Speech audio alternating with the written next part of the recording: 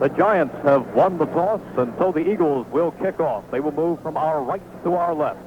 The Eagles in their visiting uniforms, their silver pants, white jerseys with green helmets and green numerals. Doug Kotar will be one of the Giants' deep men. He will await the kickoff of Nick Mickemeyer to the near side, and to the far side is Bob Hammond. A special welcome today to our listeners on the American Forces Radio Network. Today's broadcast is being carried by over 500 stations throughout the world. We hope you enjoy the game. Mickemeyer approaches the football. He kicks it, and the game is underway. It is Hammond taking it a yard deep, running it out to the 5, cuts inside at the 10, spins away at the 15, and goes down at the 16 under a hit by Eric Johnson.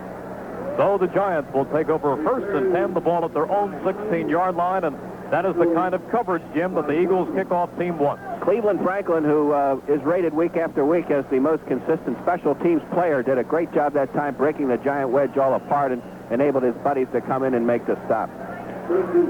Giants lining up with Joe Pizarchik. He's the quarterback.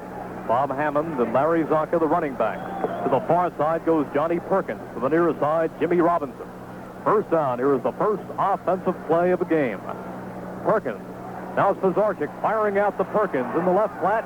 He picks up maybe a yard or two and goes down, and there is a flag immediately on the play as Ray Phillips makes the stop. Doug Van Horn, the offensive guard, a little late in getting to the screen out there and was called for clipping. No matter, the Eagle coverage was excellent, and the clip was totally a waste of time and effort by Van Horn, but it's going to cost the Giants 10 yards, and the Eagles are going to take the penalty. It's interesting how these pro football games bring many close friends together, very often on opposite sides of the line. Johnny Perkins out of Abilene Christian was the college best friend of the Eagles, Wilbert Montgomery, who is back in the lineup today and looking for big things from Wilbert. Now Emery Moorhead comes in the game, and Jimmy Robinson comes out for the Giants. A lot of interesting games all around the league. Now they are taking a timeout momentarily before they step off the penalty, and now they do step it off. For the Giants, their rushers, their leading running back is Bob Hammond. He has carried the ball 110 times this season for 478 yards. He's averaging 4.3 a carry. Kotar is next in line as far as average is concerned, 4.8, and Larry Zonka 3.4. Now the Giants will have a first down and 17 to go after that penalty yardage stepped off because of the clipping penalty. Moorhead lines up to the near side. Out to the far side is Johnny Perkins. The backs shift out of an open set, and they move into the eye. As Pizarchik looks over the Eagles' defense.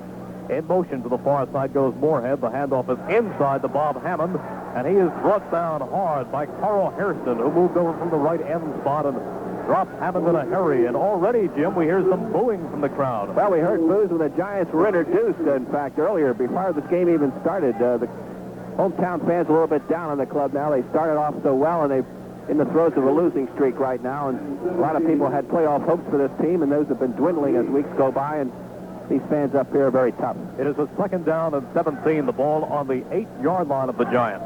They split the wide receivers as Jimmy Robinson comes back in the game for Moorhead. Perkins out to the far side. The backs in a wide open set as the Eagles almost go offside. The handoff goes inside to Hammond, who comes across the 10, but not much more before Frank LeMaster and Ken Clark make the stop. Eagles almost over-anticipated right there, but I think they got back. What the Giant fans boo is a very conservative offense that the Giants have been using all season long. They've been a run-oriented team as opposed to the wide-open passing game. Coach John McVay obviously trying, as Dick Vermeil does, to build a running game and a sound foundation. The folks up here have been very impatient. It is a third down and 15, a passing down for the New York Giants in their first offensive series. No score early in the game. The ball on the 10-yard line as Pizarchik goes back to pass. He looks, has time, fires deep. Looking downfield for Perkins, incomplete. Pass intended for Johnny Perkins, batted out of the sun by Herman Edwards and John Deke Sanders. So he had plenty of time, Jim, to unload then.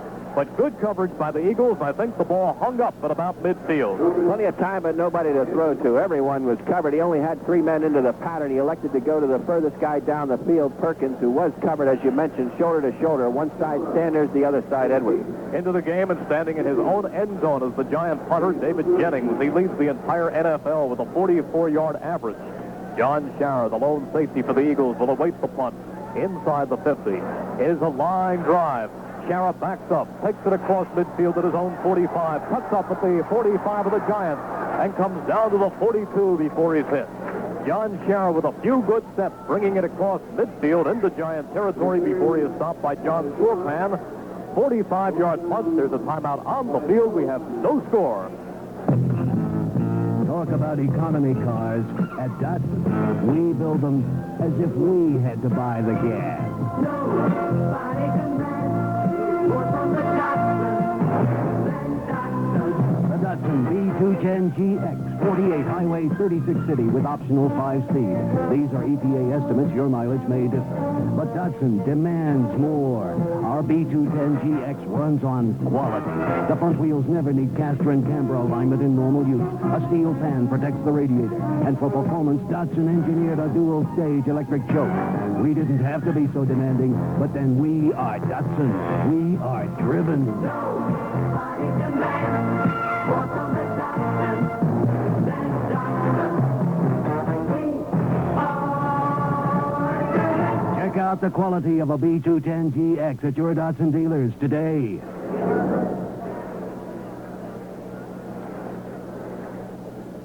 We have 13 minutes and 4 seconds remaining in the first quarter. No scores. The Eagles offense goes to work for the first time this afternoon, and they do so with good field position. They're in Giant territory down at the Giant 42-yard line, following the punt and the return by John Shara.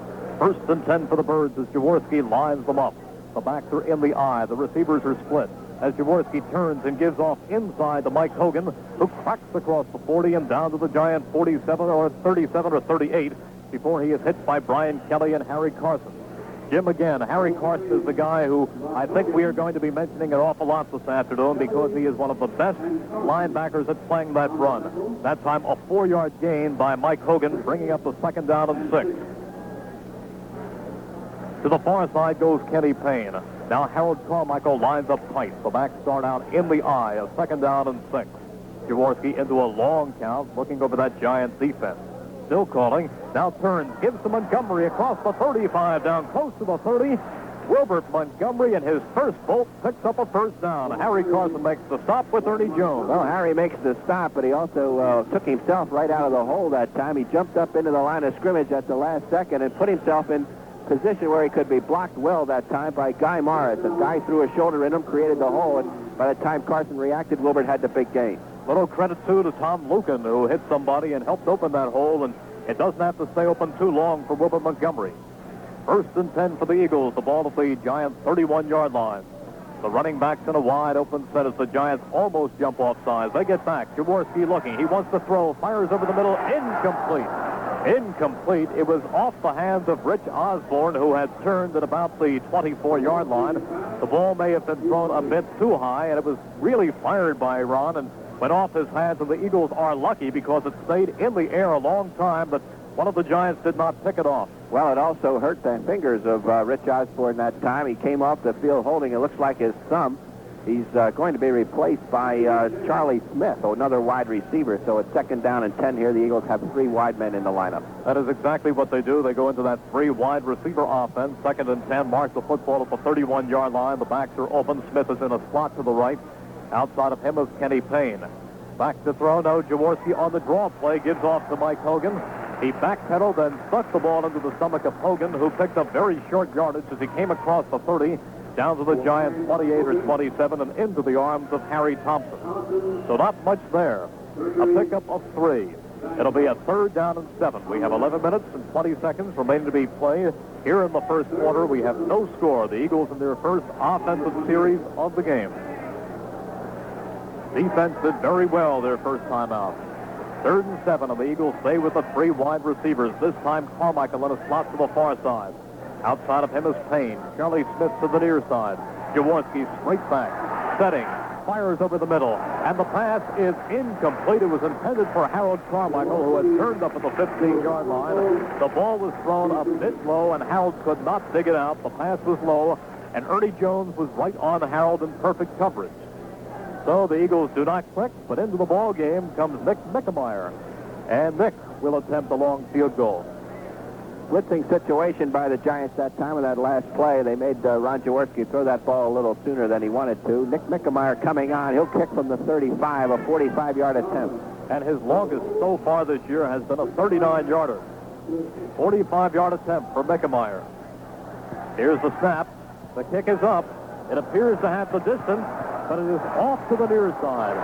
The kick had the distance, but it hooked away off to the left, and so the Giants will get the football back. There is a timeout on the field. We have no score. Fans, the next time you want a satisfying, good-tasting snack, try munching Fritos brand corn chips. Fritos brand corn chips are golden tips of corn that have a taste so unique they're like no other corn chips you've ever tasted. They're America's munchy favorite. Enjoy them at home or bring a pack along when you come to the game. For a real munch, try Fritos brand corn chips from Frito-Lay. Fans, this is old number 17, Harold Carmichael, with some good news from Frito-Lay. People at Frito-Lay have teamed up with the Eagles to take on a really tough opponent, the dread disease leukemia. A lot of big strides have been made in the medical techniques used to knock out this terrible disease, but they all require money, lots of money. This year, for every single point scored by the Eagles, Frito-Lay will donate $100 to the Black Leukemia Funds at the Children's Hospital. And every penny of that will go directly to research and treatment. My teammates and I will do everything we can to score lots of points. With Frito-Lay's generosity, we'll help put leukemia on the run. Merrill, Reese, and Jim Barniak back at Giant Stadium. We have 10 minutes and 49 seconds remaining in a scoreless first quarter, and following the miss of a 45-yard field goal attempt by Nick Mickemeyer, the Giants go back on offense. They will take over on their own 28-yard line, 1st and 10. Would have been nice to get a couple of points up there early, but the Eagles did not. On the end of their first offensive series, and this is the second time the Giants have their hands on the football. The Eagles' defense very, very strong the first time. The Giants send both wide receivers to the far side. The backs in a wide open set. Johnny Perkins the farthest. As Zarchik rolls, fires to the far side, completes to Johnny Perkins, who takes the pass and goes out of bounds at the Giants' 45-yard line. First down for the Giants. Giants putting in some wrinkles there to take the pressure off their offensive line, and Eagles pass rush that time. Zarchik faked like he was going to sweep around the right side, then he turned back and threw an out pattern to the opposite side of the field. Eagles in zone coverage on that opposite side, of course, had to play loose, and the receiver wide open. Big pickup of 17 yards on that passing play. Doug Coder in at one running back spot, Bob Hammond the other. Emery Moorhead in at wide receiver, replacing Jimmy Robinson. 1st and 10 for the Giants. They have it at their own 45. Moorhead in motion. The pitch right goes to Hammond, who comes across the 45 and goes down at the 46 or 47 on a good shoestring tackle by Carl Hairston. Carl Hairston is a guy we speak about so often, Jim. I don't know how many times in the course of the game we are pointing out that Carl did this or did that or came here across the length or the width of the field to make a tackle, but he is a fine defensive end. Well, when it comes to playing the run, I don't think Dick Vermeil would trade him for anybody. And he got some help that time from Randy Logan, who blitzed in there from his strong safety spot, forced Hammond to turn inside, and he turned right into Hairston. Willie Spencer, a big running back, comes in the ball game replacing Bob Hammond. He'll line up with Doug Coder. Spencer to the left, Coder to the right. Spencer in motion to the near side. The pitch goes to Coder, who tries to turn the corner, and he is bounced out of bounds shy of the 50, shy of midfield by Bill Berge, who read the play extremely well and bounced them out. A block thrown by Willie Spencer, but Coder could not pick up big yardage, and he will still be about 5 yards shy of a first down. The ball just about at midfield. 9:55 remaining in the first quarter. As yet, no score on the Giants on a passing down. 3rd down and 7 here, right in the middle of the field, almost at the 50-yard line. The Giants were very successful in weeks past at going to screen passes. Perhaps we can look for that here. They say his forward progress, to be exact, is the 48. The Giants' 48. So it is 3rd down and 7 as the Eagles look for the Giants to pass. Wide receiver split. Zarchik dropping back, being run out of the pocket. Carries the football across midfield, and he goes down at the Eagle 45-yard line, maybe to the 44. He does, and I believe he has a first down.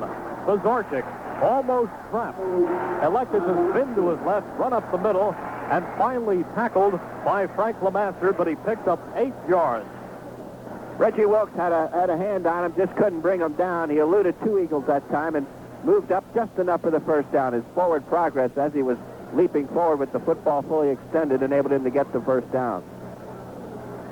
The officials are coming over to the sideline, and They're going to have a discussion right here. The Giants moving the football thanks to a good passing play to Johnny Perkins and a very good run right there by Pizarchik, who showed a little bit of mobility.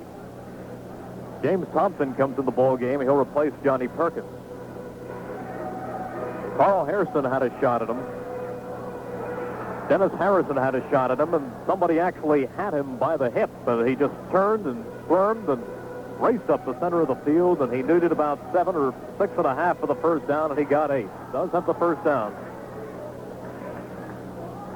Pizarchik has had his ups and downs for the Giants. His quarterback rating places him at 48.7, though we're near among the league leaders.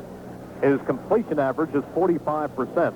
They say that last week against the Washington Redskins in that very frustrating loss for the Giants, he had some very strong moments, but did not come up with a big play when they needed it, although the coaching staff also came under criticism for last week's loss.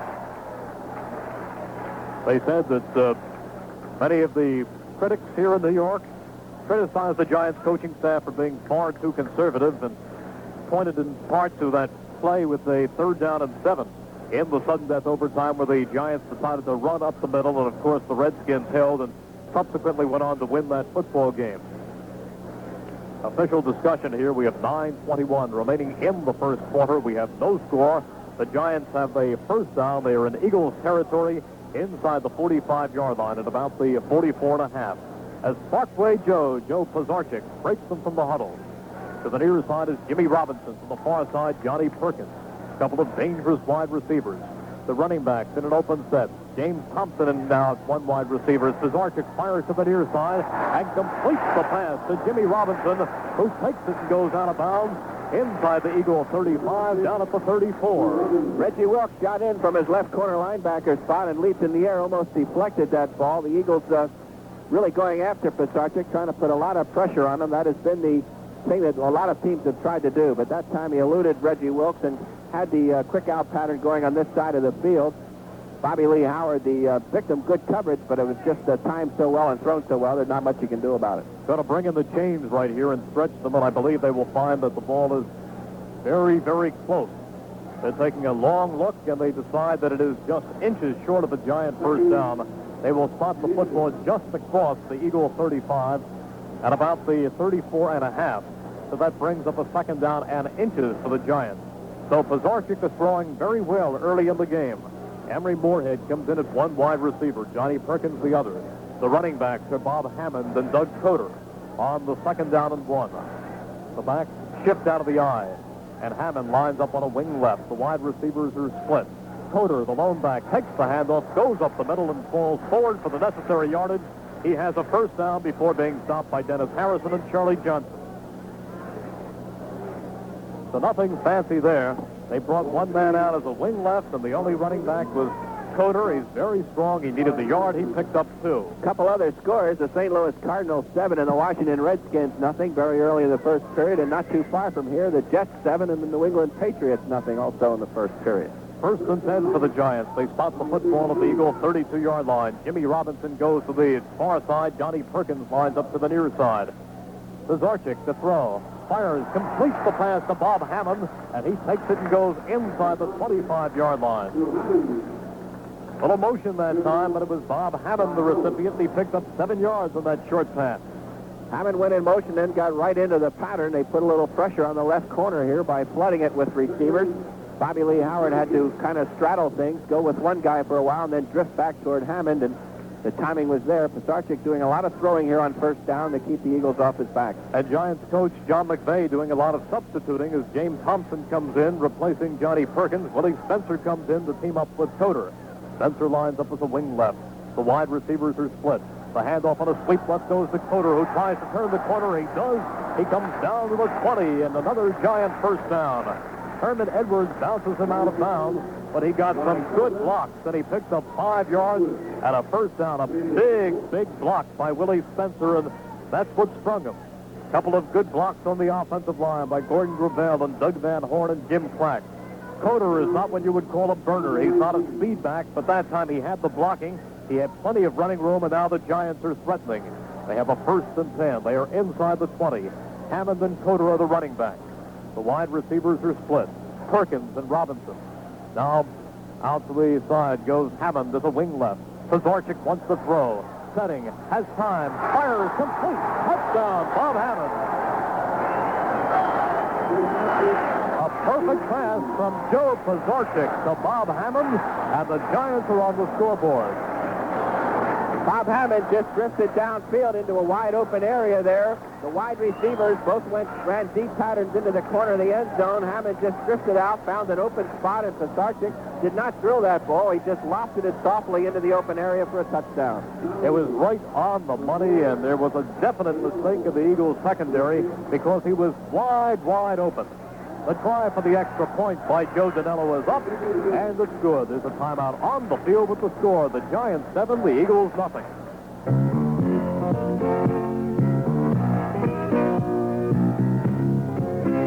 Well, I'm leaving now, don't need no reservation, got no hesitation, got blue ribbon on my mind. Gonna pass right by all those other places, look for friendly faces, got blue ribbon on my mind. I've got blue ribbon on my mind. More and more lately I find I've got a taste for living. I'm thinking cold blue ribbon. I've got blue ribbon on my mind. When it's all behind you, we've got a beer waiting for you. Pabst, America's premium beer since 1844. Naturally good, Pabst. A lot to look forward to. I've got blue ribbon on my mind. Pabst Brewing Company, Milwaukee, and other cities. We have about 7.5 minutes remaining in the first quarter here at Giants Stadium, and the Giants are on the scoreboard. 7-0 following a 19-yard pass, a perfect pass from Joe Pazarchik to Bob Hammond. And now the Giants will kick off to the Eagles in the person of Joe Danello. Awaiting the kickoff to the far side is Louis Gimona, and to the near side, Billy Campfield. Here's the kickoff. It is a line drive, and moving up and taking it at the 10 is Gimona. Gimona to the 15, to the 20, runs to his left to the 25, to the 30, cuts back across the 35, and up to the 37 or 38 comes Louis Gimona. Did very well, picking up good yardage on that kickoff return before he was stopped by Frank Marion. But Jim, some very smart running that time by Gimona, who saw the middle boxed up and then cut to his left and found the hole. He did a fine job, and the Giants helped him, too. One of their problems this year has been covering kicks, both punts and kickoffs. They've been a little sloppy at one of each so far today. Eagles have Rich Osborne, the tight end, back in the game. He had hurt his fingers on that first series, but he is back in. They had gone through the remainder of the series with 3 wide receivers. 1st and 10 for the Birds, the ball at their own 38-yard line. The wide receivers are split. The running back's in an open set. Jaworski on play action. Same shape. Fires to the far side, completes the pass to Rich Osborne across the 40 up at the 41-yard line. Very little yardage, a pickup of 2, and Jaworski with good play action, looked downfield, but his primary receiver on the play, Kenny Payne, was not open, and then he flew into the flat, into that far side to Rich Osborne, who picked up 2 yards. Little play action there in hopes of fooling Terry Jackson, the left cornerback out there, the rookie, but he was not fooled at all, and he stayed right with Ken Payne, and Jaworski had to dump it off. At that time, and then when it closed up, he did throw quickly, but only a pickup of 2. 2nd down and 8. The ball at the Eagles' 41-yard line. They trailed the Giants 7-0 early in the game. The running backs are in an open set. The wide receivers are split. Jaworski goes to a long count. He turns. He hands off to Wilbur Montgomery, who comes up to about the 45-yard line before he is stopped. Wilbur picked up about 4 right there, and Harry Carson once again made the stop. Wilbert got off to such a great start this season. He was injured in the Cardinals game and has not played the past 2 weeks, but coming into this ball game, Wilbert picked up a total of 754 yards on 153 carries. That's almost a 5-yard a carry average. 3rd down and 4 for the Birds. Now they go with the 3 wide receivers. Carmichael wide to the near side. Payne to the far side. Charlie Smith in the slot right. Jaworski back to throw, fires, intercepted by Brad Van Pelt. Van Pelt intercepts the pass intended for Montgomery and brings it back to the Eagles' 38. Big break for the Giant defense as Brad Van Pelt cut it front of Wilbur Montgomery and picked it off, and again the Giants will threaten. Nothing fancy there. Van Pelt just read the pattern and drifted right in. And it was a poorly thrown ball by Ron Jaworski. Wilbert Montgomery covered from the very moment he came out of the backfield. Harold Carmichael ran a deep route, hoping to clear that short zone, and I think Ron threw it a little too quickly before he read the coverage because Brad Van Pelt was right where he was supposed to be. 6:22 remaining in the first quarter. The Giants have the football in Eagle territory down at the 38-yard line. The wide receivers are Perkins and Robinson. They're split. In motion to the far side goes Robinson. The back's in an open set. Pizarchik turns. Play action. Wants to throw. Unloads over the middle. Completes the pass to Perkins at the 20. Completes the pass to Perkins. I don't know how he got it off. He had Reggie Wilkes all over him. And as he was falling backwards, he somehow armed the ball over the middle. Complete for 18 yards and a Giant first down. Everything going the Giants' way right now. Reggie Wilkes dumped Pizarchik just he was throwing that football. The ball just sailed up there like a dying quail. Nobody in that middle zone between linebackers and deep receivers except the Giant receiver who beat everybody else to the football. Eagles had the rush that time, but they did not have the coverage from the Giants on the first down at the Eagles 20. The Giants already on top, 7-0. Threatening, they want some more. Moorhead goes in motion. The handoff goes to Bob Hammond, who comes off left tackle, crosses the 20 down to the 17, and there is a flag on the play. And right now, let us pause 10 seconds for station identification. Ken Garland plays your songs, WIP News, Merrill, Reese Sports, the Go Patrol, and the exclusive Finkel forecast, 6 to 10 a.m. on 610 WIP, Philadelphia. If ever the Eagles needed a Giant penalty, it was right here, and Jim, they're going to get one. A clipping penalty there. One of the Giant offensive linemen a clipping penalty, but a holding penalty. It's against Jim Clack, the Giant center. So the holding penalty is against Clack, and it will move the football back to the 30-yard line of the Eagles. But the Giants are in business once again, thanks to the pass interception by Brad Van Pelt. First down and 20 for the Giants at the Eagles 30. Leading the Birds, Giants on top, 7-0. 5:38 remaining in the first quarter as Pizarchik wants to throw. He lofts the pass deep into the end zone. It is complete to Johnny Perkins for a touchdown. Perkins didn't have anybody within 15 yards of him. I don't know how he got that free. There wasn't anybody around Johnny Perkins. He could have been a baseball center fielder looking at the sky under a lazy fly ball and just yelled, "I got it." He was all by himself, and Pizarchik is taken up after he unloaded a 30-yard bomb, and they make it look easy as the Giants mount their lead to 13-0. Well, again, Eagles secondary with a complete foul up here. Somebody in that secondary, a safety man, either Randy Logan or John Sanders, has responsibility on the deep patterns when they're in that type of zone. And nobody covered back there. And we saw both Sanders and Logan talking to one another as they drifted off the field. But you can bet one of the two had responsibilities deep. Nobody there. Perkins all by himself. This is as open as I have seen any receiver on any play on any team this year. There was just nobody with him. Here's the extra point by Danello. It's up, and it's good. There's a timeout on the field with the score. The Giants 14, the Eagles nothing. WIP salutes Mickey Mouse on his 50th birthday with a week-long party, and you get the presents. Starting tomorrow on the Ken Garland Show, you can win Mickey Mouse party gifts. Each gift package will include a 50th birthday T-shirt, a set of Disney albums courtesy of Ovation Records, a pair of Mickey Mouse ears, and a whole lot more. Then, from the 100 gift package winners, we'll draw 3 grand prize winners, each of whom receive a large stuffed Mickey Mouse doll and a new Bell & Howell Soundstar Super 8 movie camera. The Soundstar brings back the fun in home movies. So, Mouseketeers and WI people of all ages, help us salute Mickey on his 50th birthday all this week, only on 610 WIP. WIP along on the weekend, spend the weekend with WIP, Philadelphia.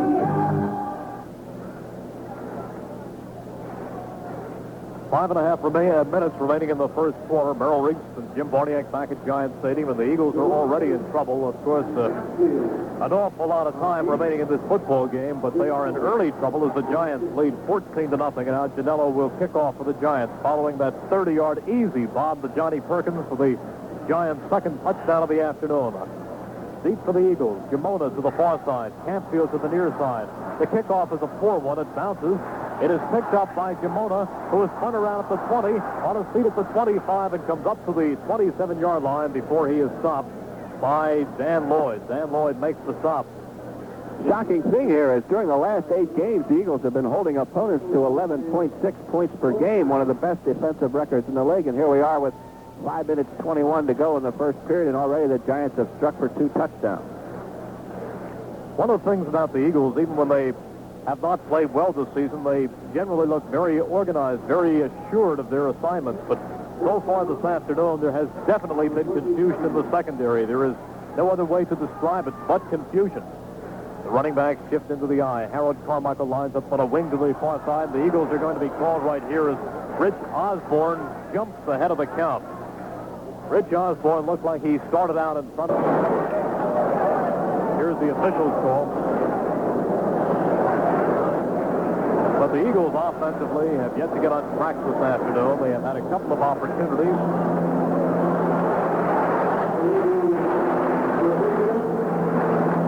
Big walked off against the Eagles, 5 yards in reverse. So instead of a 1st and 10, they will be into a 1st and 15. The Eagles have played well coming back a couple of times this year. They came from a 14-point hold against the Baltimore Colts. This Giant team a bit hungry, though. They have lost the past 3 weeks. The Eagles have won the past 2 weeks. 1st down and 15 for the Eagles. The football spotted at their own 23-yard line. The backs in an open set. The wide receivers are split. Jaworski looking over the Giants' defense. 1st and 15, and he hands off on the delay to Mike Hogan, who can only come as far as the 25-yard line, and the Giants were waiting for him. Troy Archer not fooled at all on the slight delay, and Harry Carson in on his 7th or 8th tackle. Harry Carson playing the run so well. 2nd down and 13 for the Eagles. Spot the football at their own 25-yard line. Giants up 14-0. Harold Carmichael to the near side. Kenny Payne to the far side. Running backs in the eye. Mike Hogan is the up back. Wilbur Montgomery is the deep back. Now they shift out of it into an open set. Jaworski going to a lot of long counts. He turns, gives off to Mike Hogan, who sweeps around and he loses yardage back at the 22. Brian Kelly and Jack Gregory read the play to perfection, and they dumped Mike Hogan for a loss of 3 yards on the play, and just a delay right there, Jim, and the Giants were ready. Well, Ron Jaworski drops back like he's going to throw the long bomb and then just hands it off to Mike Hogan, who came and tried to turn it around the left end here for a big gain, but both Giant linebackers on this side, the middle linebacker and the left side linebacker, plug things up. He loses on the play, a loss of 3 yards. 3rd down for the Eagles at about 18. The back shift out of the eye. They go with the 3 wide receivers. Carmichael spotted to the far side. Kenny Payne to the near side. Jaworski straight back. Has time. Fires over the middle. Completes to Harold Carmichael for a 1st down up at the 40-yard line. And Ernie Jones makes the stop, but Harold's streak goes to 92. 92, 95 straight passes is Don Hudson's record, the all-time record, 105. 92 straight games now in which Harold Carmichael has caught a pass, and hopefully he's going to catch a few more today because the Eagles got to start going to him and a few other folks to get back in this ballgame. Very good job there by the offensive line that gave Jaworski plenty of time. Walters, Lucan, Morris, Peoples, and Sizemore. They held out the Giants, and Harold had time to complete his pattern, and then Jaworski drilled him. Pitch left to Wilbur Montgomery, who flies across the 40, comes up to about the 43-yard line before he is stopped by Larry Mallory. Jaworski just lined them up that time and gave them one hot, took the football and pitched out to Wilbur Montgomery. Here's a first quarter score, an interesting one, Jim. St. Louis leading the Washington Redskins 14-0. Jim Hart to Steve for a 22-yard touchdown, and we saw Steve catch his first pass a couple of weeks ago against the Eagles and take it for a TD. Cardinals won 3 ball games in a row going into that one today. 2nd down and 7 following the 3-yard gain by Wilbert. Ball at the Eagle 43-yard line. The backs in the open set. The wide receivers are split. Offense has to get going. Hand off to Wilbert inside, who drags a man across the 45 and comes up to the 46 or 47, and John Mendenhall makes the stop. Wilbert has said that he is playing at a bit more weight than he was earlier in the season. A lot of times you'll hear a ball player saying that when he's playing, he loses weight because he's very, very active. But Wilbert said when he was playing so well, he was so excited that he didn't eat much and played at about 185, and now I think he's up to about 192. Well, I'll tell you, he's getting 3 yards here and 4 yards there, but on every occasion, it seems, if he gets by one more tackle, it's see you later. May happen. A minute and 56 remaining in the first quarter. Giants on top of the Eagles, 14-0. Rich Osborne goes in motion. Jaworski hands off inside to Montgomery, who cracks across midfield and down to the Giant 46-yard line for a first down, and he had the good burst right there, and Wilbert looks now like he's never been away. Boy, there was another occasion, too. One more tackle there, and he's into the secondary. There isn't a soul on the Giants' backfield there can stay with Wilbert on a foot race. That time they were very lucky that they got him. Billy Werndale extols the blocking of Morris, Peoples, and Sizemore right there, and Billy's right on the button. They did throw the blocks. They did open the hole, and Wilbert took advantage. 1st and 10 for the Eagles as they try to sustain something. 1:15 remaining in the first quarter. So far, it's been all the Giants. Jaworski on first down, being chased, wants to throw, fires the bomb, looking deep for Carmichael. Incomplete.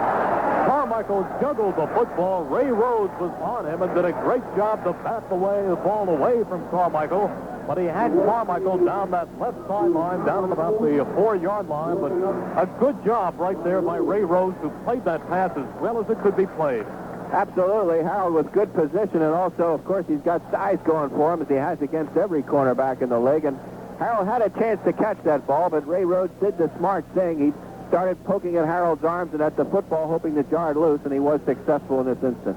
I'll tell you what Harold was thinking right now. He is a little unhappy with Harold because anytime he even touches a ball, he doesn't care who else touches it. If it touches his hands, he is dissatisfied unless he brings it in. He has those great big hands, and he is an outstanding receiver.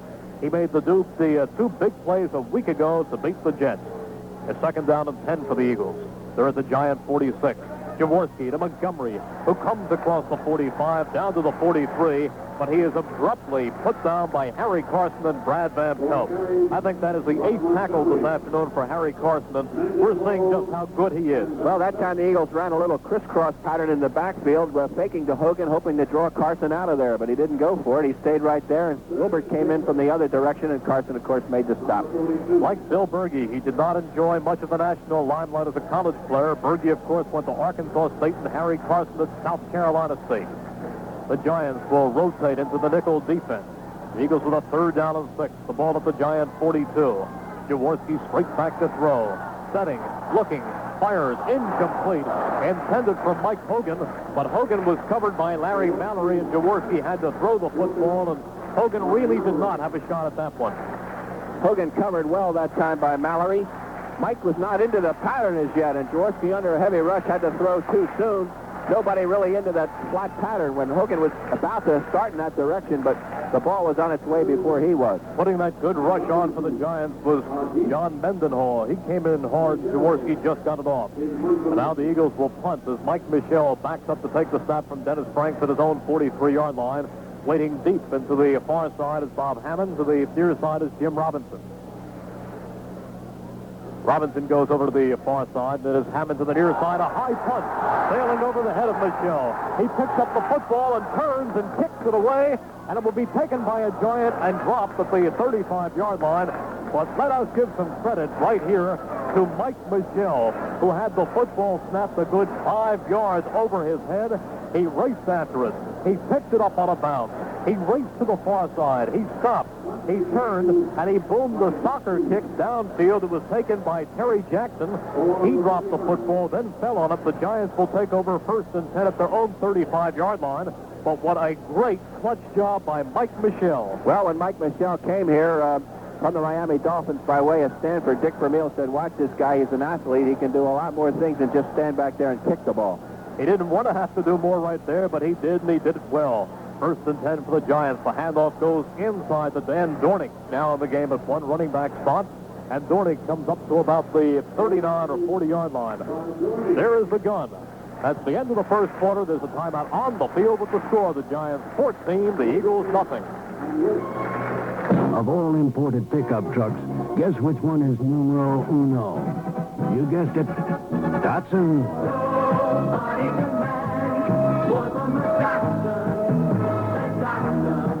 The Small pickups. Datsun invented them. Datsun perfected them. Number one for 19 straight years. The Datsun Stretch with an enormous bed over 7 feet long. The Datsun King Cab, only pickup with reclining bulkhead seats and up to 11 cubic feet of storage space inside the cab. The Datsun pickups, number one for 19 years. Why? We work at it as hard as our trucks. We are driven. Nobody demands more from a Datsun.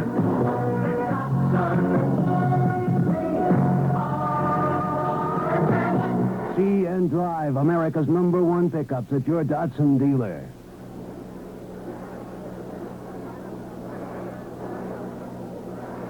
Back at Giants Stadium in East Rutherford, New Jersey, Merrill, Reese, and Jim Barniak as we get set for second quarter action. The Giants leading 14-0. And Barnes, it's interesting that in that first quarter, the Eagles have had so many problems, and in the past they have totaled only 14 points. While the Giants have had the first period being their best. They have scored 69 first quarter points this season, and that kind of trend holds up this afternoon. Well, the Eagles defense now, with its work cut out for them, you don't want these Giants to get any more points here in the first half, or certainly a 14-0 lead is not insurmountable. We've seen the Eagles rally from behind in this situation frequently this season, but you don't want to give them any more points because they do play defense so well. That's the one asset. So when they're scoring, they just become a much more dangerous ball club. Joe Barniak, who has been under a lot of fire here in his second season as the Giants quarterback, has thrown extremely well so far this afternoon. He has put the ball in the air 7 times and completed 6 of those for 100 yards and 2 touchdowns. But I trust that the last touchdown pass to Johnny Perkins could have been completed by almost anybody because he was in the end zone and there was nobody within 15 yards of him. That is how open he was. A second down and 6 for the Giants as we get set for the second quarter. The handoff goes to Coder, who tries to turn the far corner, gets away from one man. We'll see where they mark him. He comes across the Giants' 45-yard line and runs out at about the 46, 47, and he does have the first down. That was now you have him, now you don't play, as the Eagles appeared to have him trapped at the 40, and all of a sudden he emerged from a pile and picked up 8 yards. 3 tacklers out there, each one waiting for the other guy to bump him out of bounds, and nobody did anything, and Kodar spurted through for about another 6 yards. James Thompson comes in, replacing Johnny Perkins. The Giants do a lot of substituting to keep their people fresh. Thompson lines up to the near side. Jimmy Robinson to the far side. Now he comes in motion to the near side. The back's in the open set. Barniak wants to throw on first down. Fires to the near side. The pass is incomplete. Intended for James Thompson, who thought he had the football, but the official says, you trapped it. He went down and could not make the catch down at the Eagle 45-yard line. 2nd and 10 for the Giants. Now Johnny Perkins comes back in. They shift those wide receivers, showing Johnny Perkins and James Thompson and Jimmy Robinson and Emery Moorhead. And they use many of their running backs. Bob Hammond. We haven't seen Billy Taylor yet today, but they do use him. Willie Spencer has played, Doug Coder and Dan Dornick. Presently, it is Coder and Dornick. 2nd down and 10 for the Giants. They have the football at their own 47. The handoff goes to Dornick, who cracks off right tackle across the midfield stripe and into Eagle territory at the 48 before Charlie Johnson makes the stop. The Eagles' defense has made so many plays this year, Jim. They have come from behind. They have made a lot of big plays the last couple of weeks. So many times against the Packers, against the Jets, they came up with big plays. But this afternoon, it's still very, very early, but they did show some confusion in that first quarter that has to have the coaches a bit concerned on pass coverage. Emery Moorhead comes in and Jimmy Robinson comes out. Moorhead will line up to the near side. Perkins out to the far side, a 3rd down and 5. The backs are split. Barniak wants to throw. Sets, fires. The pass is batted away. Incomplete. It was intended over the middle for Gary Shirk, the tight end, but Frank Lemaster steps in front of him, batted the pass incomplete.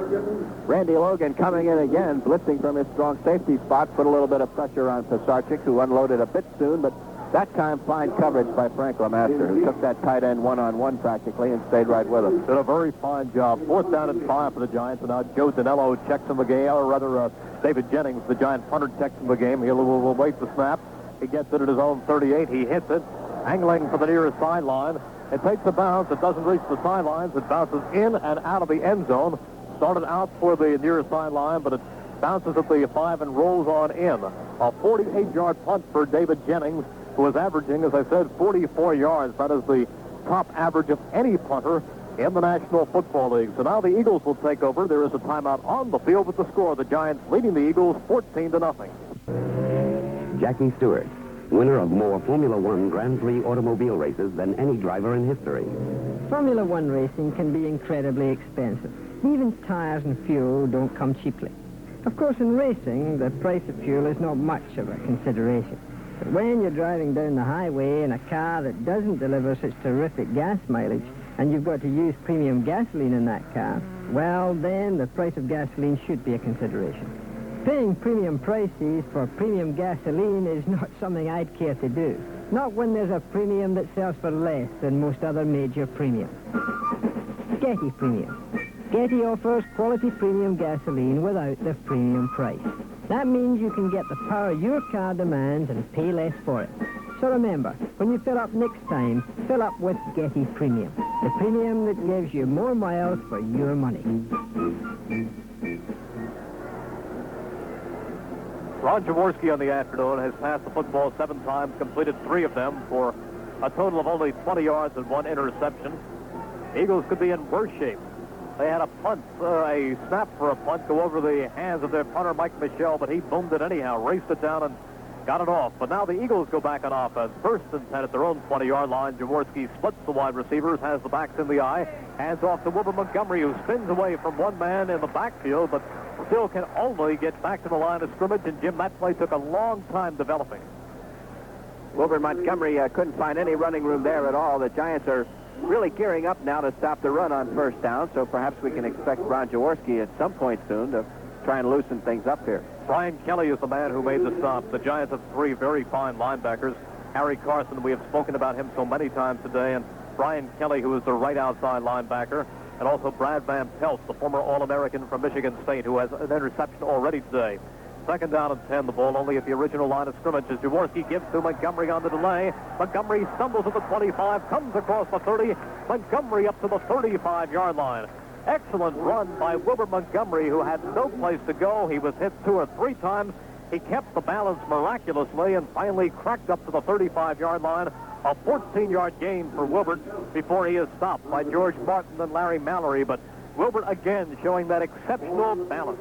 Broke some tackles in the secondary there, running very well. Don't forget, about 4 weeks ago, he was hurting from head to toe and showing no ill effects of it here, however. 1st and 10 for the Birds. The wide receivers are split. Rich Osborne takes a step outside, now moves in motion to the near side. As Jaworski turns inside, again goes to Montgomery, who finds a hole in the middle and comes up to the 38 before Brian Kelly stops him. Brian Kelly and Jack Gregory. I'm amazed the way Wilbert is running. He picks up 5 yards right there. Not that I'm amazed by much that Wilbert does, but here is a guy who has missed the past 2.5 weeks and already has carried the football 9 times for 51 yards. And little Wilbert just right back where he started. He just shows no effects of that ankle and knee injury whatsoever. 2nd down and 5 for the Eagles. The wide receivers are split. The backs are in the eye. We have 11:59 remaining in the half. Giants on top 14-0. Eagles still trying to get that offense operating. Jaworski hands off inside to Mike Hogan, who spins across the 40 and comes up to the 42 before Troy Archer makes the stop. The Eagles primarily keeping that ball on the ground. I'll say this for the Birds. Harry Carson, one of the top defensive linemen in the league. We've talked about him all afternoon already, but the Eagles continue to run right at him. Out of the game comes Kenny Payne, and on a 3rd down and 1, they will use 2 tight ends. Bill Larson will play. Bill Larson just acquired this week. Colorado State. Crowd reacting to the scoreboard showing the Cardinals leading the Redskins 21-0. But the Eagles on a 3rd and 1. Jaworski to Montgomery, who comes up to the 45-yard line, and he should have the 1st down. Little off-tackle play. Wilbur took it, went straight ahead, a block by Stan Waters and Tom Lucan. He needed 1, he got 2, and Jack Gregory made the stop. Eagles with the 1st down at their own 45-yard line. 10:55 remaining in the half. Eagles trailing the Giants 14-0. Wilbur Montgomery.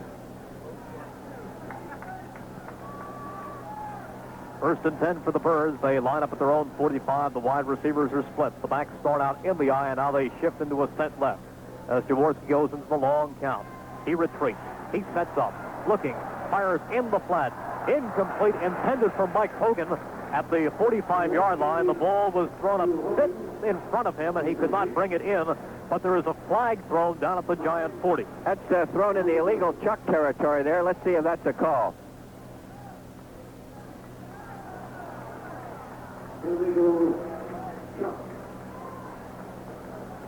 Illegal chuck is exactly the call. One of the secondary people, either a linebacker or a wide receiver, or a defensive back, hit the Eagles wide receivers that time beyond the 5-yard combat zone, we call it. It is just that, and they will move the football up to midfield, and it will be a first down and 10 for the Eagles right there. Wilbert's last carry brought him up to 807 yards on the season, giving him the most yards since Tom Sullivan picked up 968. That was back in 1973. First and 10 for the Eagles. They have the ball at midfield, trying to get that offense in gear. Jaworski turns, gives off to Mike Hogan, who finds some running room off left tackle, and he comes across midfield and down to the Giant 46 before Jack Gregory and Brian Kelly make the stop. Eagles just not clicking in that first quarter. They have had so many problems in the first quarters, and it seems like week after week, Coach Dick Vermeil has asked about that, and people have said, Dick, is it the play calling? Are you too conservative? Don't you put the ball up enough on first down? But Dick has pointed out that he feels it is not the play calling so much as the execution. There have been several breakdowns, several opportunities for points, but they have not come so far. Second down and 6 for the Eagles. 9:48 left in the half. Giants up 14-0 as Jaworski wants to throw. Bing rush. Fires incomplete in the flat for Mike Hogan. Mike Hogan was out there in the near flat, but that was the case where Jaworski had no time. He had the good rush. He had the 6'1", 255-pound bulk of Grambling's John Mendenhall bearing down on him, and he just unloaded out to Hogan, and perhaps it was a good thing the pass wasn't complete, because Hogan would have been thrown for a loss. Dick Vermeil a little angry at the wide receivers there. They're taught that when Ron Jaworski reads blitz, he'll make an audible sound, and all those Giant linebackers were coming. The wide receivers are then instructed to make quick out patterns to the outside so Jaworski can unload the football. Well, apparently somebody missed signals because Ron Jaworski had no place to throw the football that time and threw it away. A big third down for the Eagles right here as Carmichael lines up wide to the near side. Out to the far side is Kenny Payne. The back shift down to the eye. Hogan left, Montgomery right. Jaworski taking a long look at the defense. He's retreating, looking, firing, over the middle. Complete to Rich Osborne for a first down. Rich Osborne bobbled the football as it hit his hands, but he pulled it in and took it down at the Giant 34-yard line for a first down, a 12-yard pickup, and a good job by Ozzie. Ozzie that time had to beat one of the best, Brad Van Pelt. Van Pelt has the body physique of a running back, and he's very, very fast and very strong, and unlike most linebackers, he can really get into the passing zones and cover wide receivers, quick guys, powerful guys, anybody. And he's been an all-pro the last couple of years, but that time Rich Osborne was able to get a step on him. There is no doubt that the Eagles missed Keith Crepley, who was placed on the injured reserve list this week with some cracked ribs, but Rich Osborne doing a good job. Now he moves off of his strong right tight end spot, goes in motion to the far side. The back's in the eye as Jaworski hands off to Montgomery, who finds running room and comes across the 30 and down to the 29. Harry Carson makes the stop, but some good running room off the left side, and Wilbur Montgomery speeds through for a pickup of 5 yards behind blocks by Stan Walters and Tom Lucan. Excellent drive here the Eagles have going. Of course, they got some breaks with penalties here, but they are getting 5 and 6 yards on first down, and that makes it so much easier. 8 minutes and 42 seconds remaining in the half. 14-0 the Giants. Carmichael lines up wide to the far side. Kenny Payne to the near side. 2nd and 5 for the Birds. Now Osborne flip-flops over to the near side. The back's in a set left. Jaworski turns, gives to Montgomery, who is pulled down from behind back at the 35, and that play was just read to perfection by John Mendenhall, who came into the Eagle backfield just a second after Wilbur took the handoff, and he extended his arms and tripped Wilbur from behind. A loss of 5 yards on the play and some very, very good defense by the Giants. Sheer ability by Mendenhall that time, shed a blocker, and with his speed, he's very, very fast for a down lineman, got into the backfield and was able to get a hold of Wilbur Montgomery before Montgomery could turn the corner. A third down in a passing situation for Jaworski, a third down and 10.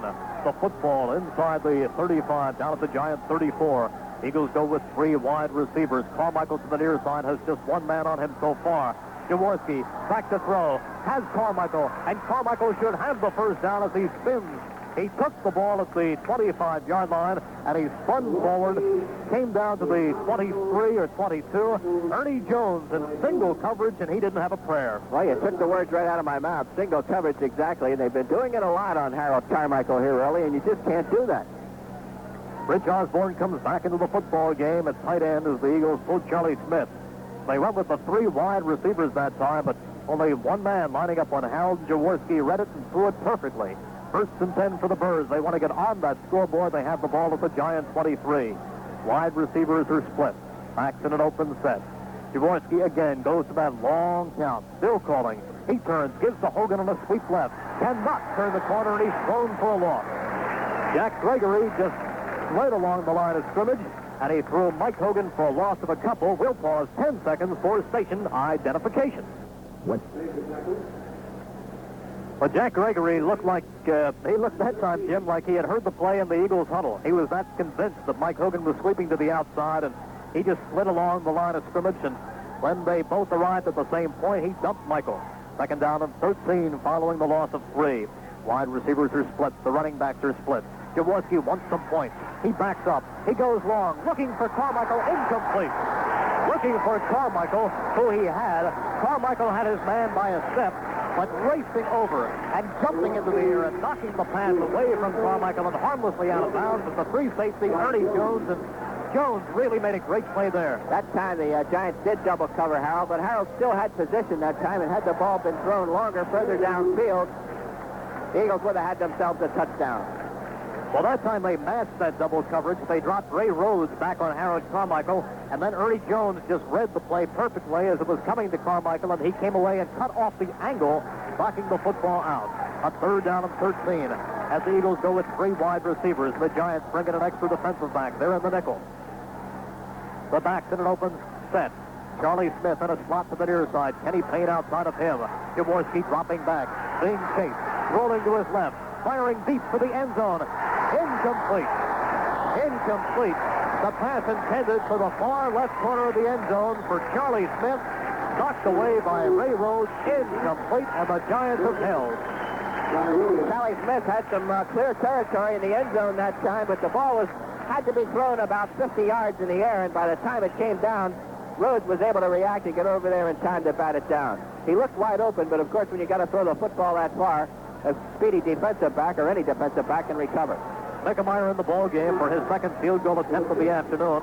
This time the ball will be spotted at the 33 by John Jarrah. A 43-yard attempt. He gets the kickoff, and it's blocked. It's blocked and recovered by the Giants. Harry Carson, I believe, is the man who blocked the field goal attempt. Listen to the crowd for the Giant defense.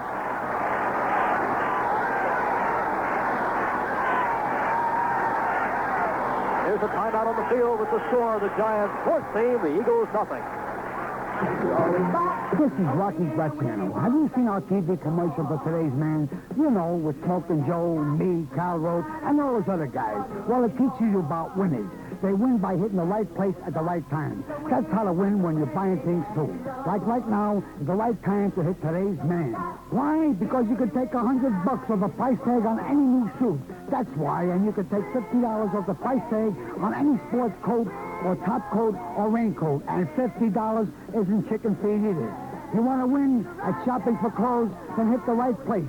Today's man at the right time, right now, while they got the winter sale going on. You get great brands at great prices, and they're great guys, too. So get over to Roosevelt Boulevard or City Line or Market Street to your nearest today's man. And tell the guy Rocky Graziano says, treat you right or I'll give him one right in our panza.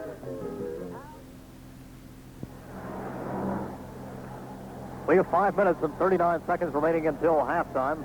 Merrill, Reese, and Jim Barniak here at Giants Stadium, and so far the report has been great only if you are a New York Giants fan. If you're an Eagles fan, you haven't been pleased with what has transpired so far, as the Eagles have had a few opportunities offensively to get things going. They have not. And they had a terrible first period defensively. They have knit together well in the second quarter, but in the first period they had several pass defense breakdowns, and that's why the Giants are up 14-0. 5:39 left in the half. Big play, too, in that first half, an interception. Brad Van Pelt intercepted a Ron Jaworski pass, and Giants were able to convert that into their second touchdown. Bob Hammond scored the first on a 19-yard pass from Pizarchik, and then Pizarchik to Perkins all alone in the end zone for a 30-yard pass. Bob Hammond and Coder are the running backs. The Giants put the ball in play. It's a pitch to the far side to Hammond, who turns the corner at the 35, to the 40, to the 42-yard line. Bob Hammond finally banged out by Frank Lemaster, but he picks up good yardage, and he's very close to another Giant first down. A couple of good blocks by J.P. Turner, who came out of Duke, a Philadelphia native, and Brad Benson. They pinch blocked inside, and he came racing to the outside. A pickup of 9, second down and 1. J.T. Turner, an offensive line out of Benjamin Franklin High School, and a very, very fine fencer. 5:34 remaining in the first half. Giants splits the wide receivers. Now Bob Hammond goes over as a wing right. One running back, that's Coder. The handoff goes to Coder, who tries to go to the right side, but he gets no place. Reggie Wilkes came up and made the tackle along with Dennis Harrison. Bring him down, and I don't even know if he got the first down yardage. He only needed a yard, but if he got it, he just about got it. Fencer, I mean, the guy who duels with the sabers and foils and all that stuff, not a guy who builds fences. Ben Franklin High, for some reason, has turned into a kind of a fencing hotbed. I knew that somewhere along the line of this broadcast, or somewhere along the line of the season, you will turn things over to epées and foils and sabers, and they will extend the foils with yard markers on them, and look and see that he got the first down. There's the scoreboard again, and you can hear the roar as the Cardinals mount their lead over the Redskins, 24-0. 24-0. The Cardinals got healthy 3 weeks ago against the Eagles, and Jim, they haven't cooled off yet. Well, they're very healthy here. These fans are real scoreboard watchers. They react to things. You sometimes hear screams and oohs and ahs, and you look up and you don't know what they're talking about or reacting to, but usually it's the scoreboard. Well, many weeks there is nothing worth watching but the scoreboard for these fans, but today they have had a lot of offense, some good passing plays, and Pizarchik's look good. 1st and 10 for the Giants as Pizarchik rolls right. Fires to the far sideline, and the pass is incomplete. It was caught by Johnny Perkins over on the far side up at midfield, but they say he was out of bounds. He had a foot at the across the sideline, and Bobby Lee Howard was over there to play some pretty good defense. Bobby Lee Howard was right on him. So it is a 2nd down and 10 for the Giants, who have the football at their own 43-yard line. Emery Moorhead now comes in, replacing Jimmy Robinson as one wide receiver, Johnny Perkins the other. Bob Hammond and Doug Coder are the running backs. Moorhead lines up to the near side. The back shift into the eye. Perkins to the far side. 2nd down and 10. Moorhead in motion to the far side. It's a pitch right to Bob Hammond, who is tackled from behind to the 42-yard line. A shoestring tackle by Dennis Harrison, and he showed something right there. Great pursuit that time. Reggie Wilkes gets credit with the force. He shot in from his corner spot and jammed up the blocking, and then Dennis Harrison, pursuing from the far side, leaped in there and got a finger or a hand or something on the ball carrier and toppled him over. Well, he's big, and when he extends his frame to its fullest, he can really take advantage of that height. Dennis Harrison, 6 feet 8, 275-pound rookie, developing very well out of Vanderbilt University. A 3rd down and 10, and Jimmy Robinson is back in the game. He flanks over to the far side. Johnny Perkins to the near side. In motion to the near side comes Robinson. They're both over left. A delay. The handoff goes to Coder, and Coder goes no place. Coder goes no place but into the arms of Carl Harrison, and the crowd didn't like that call one single bit, and the Giants will have to punt the football with 4 minutes remaining in the half, but the Giants lead 14-0. Good play by the Eagles defense.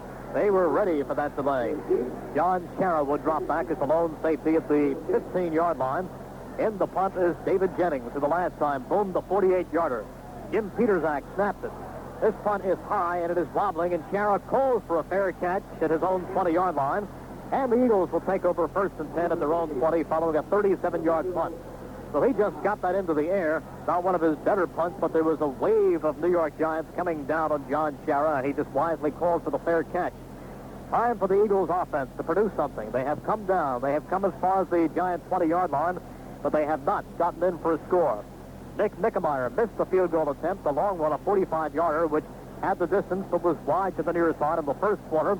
He had a shot in that last offensive series, but the field goal was blocked by Harry Carson and recovered by the Giants. So now Ron Jaworski wants to bring them down. It was Brian Kelly who made the recovery and put the Giants back on offense, but they didn't do anything with it that time. 3:37 remaining to be played here in the first half. So far, 14-0 the Giants. Jim, how about the scoreboard? Okay, the Jets hanging on top of the unpredictable New England Patriots at this point, 7-3 in the second period. San Diego and Minnesota tied 7-7 in the second period. And, of course, the big one that we've given you already, St. Louis 24 and Washington 0. They're still playing in the second period. Tampa Bay leads Buffalo 7-0. They're in the first period. Jim, just repeating that announcement at the beginning of the broadcast when the Eagles announced that their owner and president, Leonard A. Tost, underwent successful open heart surgery last Tuesday at the Texas Heart Institute in Houston, Texas. He's doing fine, and the operation to replace the aortic valve was performed by the renowned heart surgeon, Dr. Denton Cooley, at the recommendation of Mr. Tost's personal physician, Dr. Salvatore Carfagno of Norristown. And Dr. Carfagno is down there with Leonard, and he's doing well, and we wish him the speediest recovery. And he's with us today listening to the game out in Houston, Texas. First and 10 for the Eagles as Jaworski hands off on first down to Billy Campfield, who spins across the line of scrimmage, comes up to about the 24-yard line, a pickup of 4. Tackled by John Mendenhall. The Giants do not have any size in their defensive secondary. They have Terry Jackson, who is 5'10", and Larry Mallory, 5'11", and Ray Rhodes, who is 5'11". Ernie Jones is their big man back there, the free safety, 6'3". So perhaps the Eagles can go to some kind of fire-high play and get Carmichael open some more. A second down and 7 following the pickup of 3 by Billy Campfield. The ball at the 23-yard line. The back's in an open set. Campfield in, giving Wilbur Montgomery a breather. Jaworski on play action. Fires to Campfield in the flat. But Campfield is going to be thrown for a loss at the 22-yard line. Giants think they have the football, but the ball releases. The ball comes loose after the whistle. But Billy takes the pass. He had to go into the air to get it, and when he came down, Brian Kelly and Ray Rose had surrounded him, and they throw him for a loss of 1, or at the very most bring him back at the original line of scrimmage, so it is still going to be third down and 7 or 8.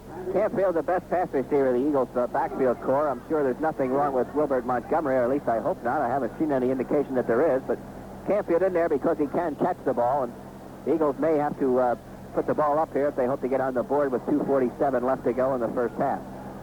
The Giants are playing with 4 linebackers. Now, they are principally, Jim, a 40 defensive team, but right now they have inserted another linebacker. They have Dan Lloyd in the game, and they bring out Troy Archer, who is their right defensive tackle. So they have 2 inside guys, and Harry Carson and Dan Lloyd.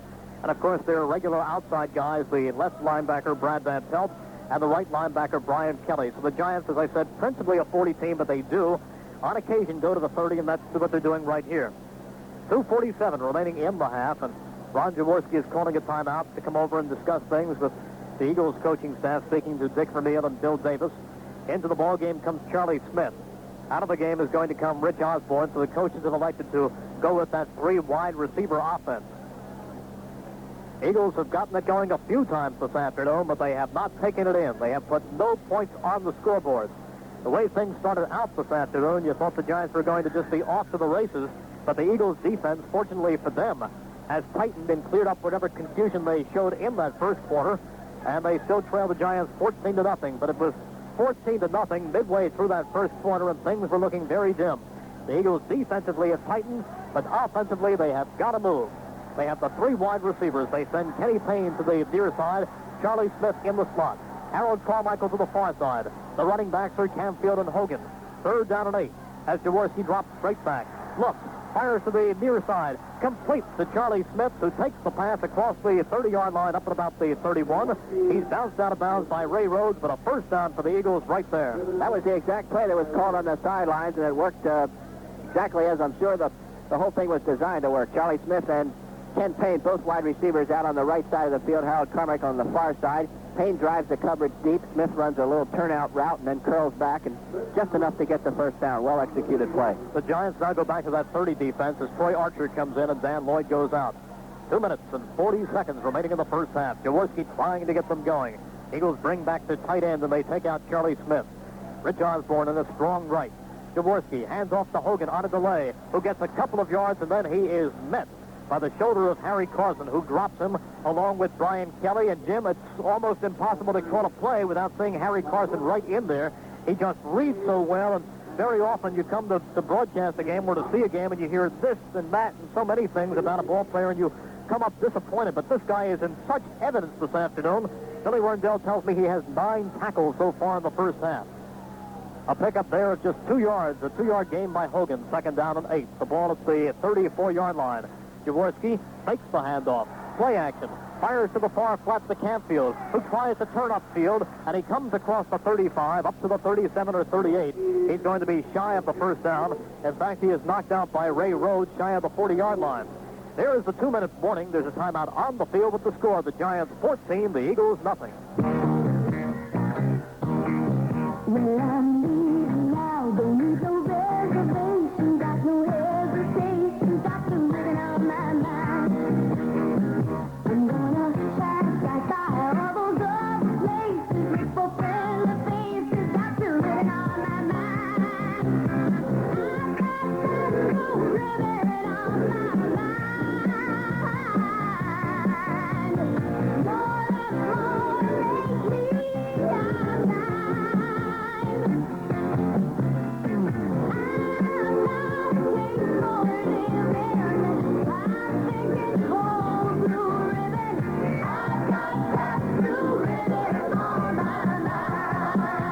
Naturally good Pabst. America's premium beer since 1844. Pabst, a lot to look forward to. The Eagles have a minute and 55 seconds remaining in this first half, in which to take the football 41 yards. They are at the Giants' 39-yard line, or rather 61 yards. They're at the Giants at their own 39-yard line, and they want to put some points on the scoreboard. They're down 14-0, a third down and 3. Orrin Middlebrook comes in the game as one wide receiver. The Eagles now go to 3 wide receivers. Jaworski lines them up. He drops back. He wants to throw on 3rd and 3. He fires down the middle, looking deep for Carmichael, who has it down at the 20, down at the 15. Jaworski to Harold Carmichael. He threw the bomb. Carmichael ultimately upended by Ernie Jones, but Jaworski threw the bomb as perfectly as it can be thrown, and Big Harold ran under it. First down, Eagles, and they are threatening now. 47-yard gain. Harold is very, very quietly, at least on a national scale, having one super season this year. And on this time, at this particular play, he just comes up with a whale of a catch. He's running downfield, has to look back over his shoulder, spot the football, judge it, and then go up and make the catch. And just an outstanding effort that time by Harold. I've said it often, and I mean it as sincerely as you can mean anything. If there is a better wide receiver in all of the NFL, I haven't seen him. Harold Carmichael does so many things well. As a blocker, he almost has no equal as far as the wide receivers are concerned. He just absolutely wipes people out. Now he is a bit wiped out himself after that 47-yard completion to get the Eagles into a good shot at scoring some points in the last 1:43 of the first half. But Jaworski just floated that football into the air, and Harold ran under it. Had the man, Ernie Jones, on his back. But Harold extended those arms, and he looked skyward. Very often the most difficult pass to catch is the one not coming over either shoulder, but straight down. And, Jim, that was it right there. He just craned his neck skyward and looked the football into his hands and cradled it into his arms. They will mark the football at the 14-yard line. Jaworski wants some points on that scoreboard at halftime. 14-0, the Giants, 1:43 until the half. The tight end, Rich Osborne, lines up strong left. Carmichael in a spot right. Payne outside of him. The running backs are Campfield and Hogan. Jaworski taking a long look. Giants showing some movement. Jaworski makes the end around, dropping back, fires over the middle, incomplete, over the hands of Kenny Payne in the end zone. He was well guarded by Larry Mallory. At that time, Jaworski faked the end around to Harold Carmichael and may have ultimately thrown it high purposely because Payne was so well covered. That he was, and Rich Osborne that time did have some open territory to work with down around the 5-yard line. That time when Carmichael went and faked that end around, he drew a lot of attention. Osborne was able to slip out in the clear momentarily, but Ron Jaworski couldn't see him, and I did think you're right. He did throw the ball a little bit high to avoid a sack at this time. Ken Payne, I don't think, had any shot at catching that football. Well, he had the one interception today that Brad Van Pelt picked off, and hasn't had a lot this season. Second down and 10 for the Eagles. The ball at the Giant 14. The wide receivers are split. The running back's in the eye. Jaworski to Montgomery, who runs over the left side across the 10 and down to the 8. Wilbert Montgomery, like a bolt of lightning, took the football, and he just moved so quickly. Tom Lucan threw a ferocious block, but Wilbert ran through and crossed the 10 and went down to the 8-yard line. A burst of 6 of the quickest yards you ever did see. And another surprise on the scoreboard. New Orleans 7, Dallas nothing. First period. Very, very early in that game, though. And have to wait and see. Very often you look up at that scoreboard and you say, hey, how about that? And then you realize they have 3 quarters to go and a lot of things transpire. The Eagles are going to take a timeout right here, and this is their second timeout. Their second timeout, so they have one more remaining here in this first half. But has seen them have their offensive problems. But, Jim, I think in that second quarter, the defense, to its credit, really knit together well. They were just in disastrous shape in that first half. They just seemed to have a lot of indecision in that secondary, and I haven't seen a guy more open than I did see Johnny Perkins when he caught that touchdown pass of 30 yards from Pizarchik. But right here, the Eagles' defense has stiffened. They have organized themselves, and now the offense has the ball in gear. No question the Giants came out with some new wrinkles in their offensive scheme of things today. They certainly have not been throwing the ball as much as they've thrown it today. They threw on first down an awful lot. They threw on play action in the first period. And they did confuse the Eagles secondary and the Eagle linebackers, and they were able to put some points on the board. But the Eagles, of course, can come off with something here. It's going to be a heck of a second half. A minute and a half remaining in the first half. Eagles trailing the Giants 14-0. A third down and 4. They have the ball at the New York 8. Carmichael lines up in a slot right. Kenny Payne outside of him. The backs, Hogan and Montgomery. They are set in the eye. Jaworski turns to Montgomery off tackle. Up the middle goes Montgomery. Touchdown. Wilbert Montgomery behind a great block by Guy Morris and Tom Lucan. And he speeds through for the touchdown. Wilbert Montgomery off that left side like a blur. And there's another $100 a point from Frito-Lay for the Eagles Fly for Leukemia Fund. How about Wilbert? Give some credit to Dick Vermeil on the sidelines. Of course, that has been a pet play of the Eagles all season long. It worked so sensationally against the Redskins. The Eagles had another timeout left, and why not run it? And Wilbert just took it on 2 straight occasions here and knocked off the yardage for a touchdown. If they can get the extra point, it has to be a big lift at halftime. The snap is high. Mickemeyer being chased, fires the football, and that will hurt. There's no question about it. The snap was high, and no extra point. Boy, if anything can take some steam out of a brilliant drive, it is that. You try to come back within 7, and the snap went high off the hands of John Shara, and Mickemeyer picked it up, and there was nothing he could do but throw it into the air, and just absolutely nothing. So the Eagles missed the extra point. You know what that did to the Jets at a critical point a week ago? They come all the way down, the Eagles do, and they score on a brilliant 8-yard run by Wilbert Montgomery, but hopefully for Eagles fans, the offense will be able to amount enough second half points so that 1 point does not make a difference. But right now it hurts. Right now it hurts a lot as the Giants lead 14-6, just a bad snap from center. That's the third bad snap of the day. And no time to relax. There's a minute and 26 seconds on the clock, and the way Pizarchik is throwing the football, he too can take the Giants downfield in a hurry and get some points on the board. So the defense cannot just walk off now and say, we've got a breather here. They've got to stay in this ball game right down to the final seconds here. Bob Hammond will line up to the near side, and to the far side is Doug Coder. Mickemeyer kicks the ball, he squib kicks it off, side kicks it, and it's just taken by an up man, Maurice Tyler, who falls down across the 40 at the 41. So that time, Nick Mickemeyer appeared to almost be kicking an onside kick purposely for the Eagles to pick it up after the 10 yards, but it did not work as Maurice Tyler just watched it into his arms. And the Giants will play out the last minute and 21 seconds of the half, and they will begin doing so with some pretty decent field position. A little surprised to see that right here. Anything but conservative thinking right there, but I guess the Eagles figuring if they can recover that football, they can have one more good shot at it. They moved so well on the last series. Anyhow, the Eagles are on the board. They trail the Giants 14-6. Pizarchik in the flat to Jimmy Robinson. 45, midfield, spins away at the Eagle 45, 40, let's loose, 35, 30, 25, 20. Jimmy Robinson finally tackled. Finally brought down way downfield at the 15-yard line by Dennis Harrison. But Jimmy Robinson on a short pass spun away from tackler after tackler after tackler, and the Giants end up down at the Eagle 15-yard line, a 44-yard gain. Eagles had him stopped about 2 or 3 times there. He eluded some tackles. They were shoddy tackles. He's got great speed, the fastest Giant. And Jimmy Robinson turned what was designed to probably be a first down play to get maybe 7 or 8 yards or maybe even get out of bounds. He turns it inside and turns it into a terrific gain for the Giants. Oh, he did a spectacular job right there. A year ago, here at Giant Stadium, we saw Jimmy Robinson, the recipient of an 80-yard touchdown pass from Pizarchik. This time, that was a bomb. This time, it was just a short pass, and the rest was all speed and agility. He showed the balance. From an Eagles standpoint, they should have had him several times, but they're fortunate as he opened up that they were able to bring him down at all, and that is a testimony to the good speed of Dennis Harrison, who runs better than many, many defensive linemen you'll find. He was out in the clear for a moment, and it looked as if he might break the whole thing off for a touchdown, but the Eagles stopped him at the 15. But the Giants do some damage right there, and they have plenty of operating time with 58 seconds left in the half. They're leading the Eagles 14-6. The reason the play worked so well, Merrill, for the Giants, Reggie Wilkes blitzed again from his linebacking spot, and he gave Robinson all kinds of room. He almost got his hand on the pass, but once it was thrown over the head of Reggie Wilkes, there was really nobody out there except one Eagle defender, Herman Edwards, and Robinson was able to beat him and then work his way through the rest of the secondary.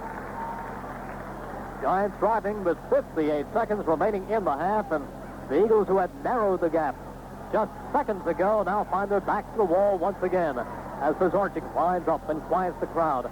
He sends Hammond to the left as a wing left. One setback is Doug Coder. Pizarczyk wants to throw. Fires to the corner. Incomplete. It goes off the hands of Jimmy Robinson, and was he ever belted by Bobby Lee Howard, who drew a bead on Robinson, and as the ball touched his hands, Bobby Lee teed off incomplete. Great reaction from a veteran. Howard has been around for a dozen years. That time it looked like Robinson had run a successful out pattern and was about to come up with a 9 or 10 yard gain, but Howard reacting very well, cut to the outside and broke that play up just as the ball was coming into Robinson's hands. The Giants on 2nd and 10 will throw 3 wide receivers at the Eagles, Johnny Perkins and Jimmy Robinson and Emery Moorhead. Out to that far side goes Emery Moorhead. The other two guys plotted to the left, the near side as Pizarczyk wants to throw. Quarterback draw, runs up the middle to the 10, to the 5, Joe Pizarczyk. He dropped back 2 steps. He put the football under his arm and came running up the middle. Dennis Harrison makes the stop, but I think that time it was a pre-called play. It wasn't a read. He was too definite about what he wanted to do as he took 2 steps back and raced up the middle. No question about it. That's what you observe as a quarterback, or at least maybe one of the Giant coaches sends in the reaction. But in a passing situation like this, the first instinct for those middle linebackers, Bill Berge and Frank LeMaster, is to drop right back into the passing lanes. And, of course, when they do that, they leave that middle vulnerable to a quick trap. And there went Pizarczyk with the football right in there, and he got himself about 7 yards. Jim, the Giants just take their second time out of the half right here, so they will have 1 more remaining. They can talk things over right now, but they're in excellent shape. A team that has had its problems throughout, but they've played better than a fair first half. Joe Pizarczyk, a young quarterback with very little experience. He played last year, but he is in his second year, and he has had a lot of ups and downs. He has undergone an awful lot of criticism. He had some success in the Canadian League. He came over here to New York. They call him Parkway Joe, but in the papers today they were referring to him as Off-Broadway Joe, and not in the most complimentary of ways, but this afternoon he has played very, very well as he has fired the ball 7 for 12, 7 completions and 12 attempts for 144 yards and 2 touchdowns, and a very alert play right there. A couple of times he has scrambled. I didn't know that he was as mobile as he has looked this afternoon, but he has done a good job of scrambling away. That time he just showed a burst up the middle. He has carried the football 2 times this afternoon for 16 yards. 3 wide receivers for the Giants on a 3rd down and 2. Out to the far side comes Emery Moorhead. To the near side. In the slot goes Jimmy Robinson. Outside of him is Perkins. Slant and pattern, and it's intercepted by the Eagles. Bobby Lee Howard. It was intended for Emery Moorhead, who had slanted in, and Bobby Lee Howard pulls the Eagles out of trouble. What a great play by Bobby Lee right there. I'll tell you, it was a great play because he had to make a tremendous catch. That ball was thrown like a bullet. Pizarczyk faked like he was going to throw a quick out pattern and then dumped one right over the middle, and he threw it right into Bobby Lee Howard's chest, and I think knocked the wind out of Bobby. But he held on. It's just a tremendous catch. That ball is extremely hard to catch by anybody, and when you get an interception on a play like that, it's obviously a great benefit. I'll tell you, Bobby Lee Howard has done nothing but good things since he's come over here a few weeks ago, and right there, he gets them right out of trouble. He already has 2 interceptions. This is his 2nd interception of the year. Right now, we pause 10 seconds for station identification. Ken Garland. They're still taking a look at Bobby Lee Howard and Barnes while we have a chance. How about a scoreboard update? Well, there's excitement all over the place, not only here. St. Louis leading Washington 24-10. The Cardinals had a 24-0 lead in that ball game. They're in the second period. The Redskins are coming back. Tampa Bay on top of Buffalo 10-0. They're also in the second period. New Orleans, as we mentioned, leads Dallas 7-0. They're still in the first period. New England 10 and the New York Jets 7 in the second period, and San Diego and Minnesota tied at 7-7. And Bobby Lee Howard is up on his feet, being helped off the field. And Merrill, I wouldn't be surprised at all if that football just knocked the wind out of it. It was thrown that hard. It was thrown that hard. It was a slant-end pattern as they were looking for Emery Moorhead. They had Moorhead all the way over to the far side by himself, and he ran a simple slant in, and it was just a timing thing where you don't really look for the man that much. You watch him slant, and you just stop the football, and you wing it. But the man who came up with the spot was not Moore. The football was not Moorhead. It was Bobby Lee Howard who took the position away from Moorhead as he cut right in front of him. Interception, 1st and 10 for the Eagles. They have the football at their own 20. And let's see what they do in the remaining half minute of play. Do they try to put more points on or play conservative? It is just a handoff up the middle to Mike Hogan, who comes across the 20 up to the 22. So on 1st down, anyhow, they are playing things conservatively. Well, the Giants secondary, they're backed up about 25 yards off the ball. 3 guys anyway. The strong safety's still in fairly close, and Harry Carson's taking care of everything else. 12 seconds remaining in the first half, and the Eagles are not in any hurry. They're just letting the clock run, and I think they're going to be pretty happy. What they're saying here is we're pretty happy just to be on the scoreboard, and we're happy that there is no further damage thanks to Bobby Lee Howard. And now the gun sounds, and that is the end of the first half. With the score, the Giants 14, the Eagles 6.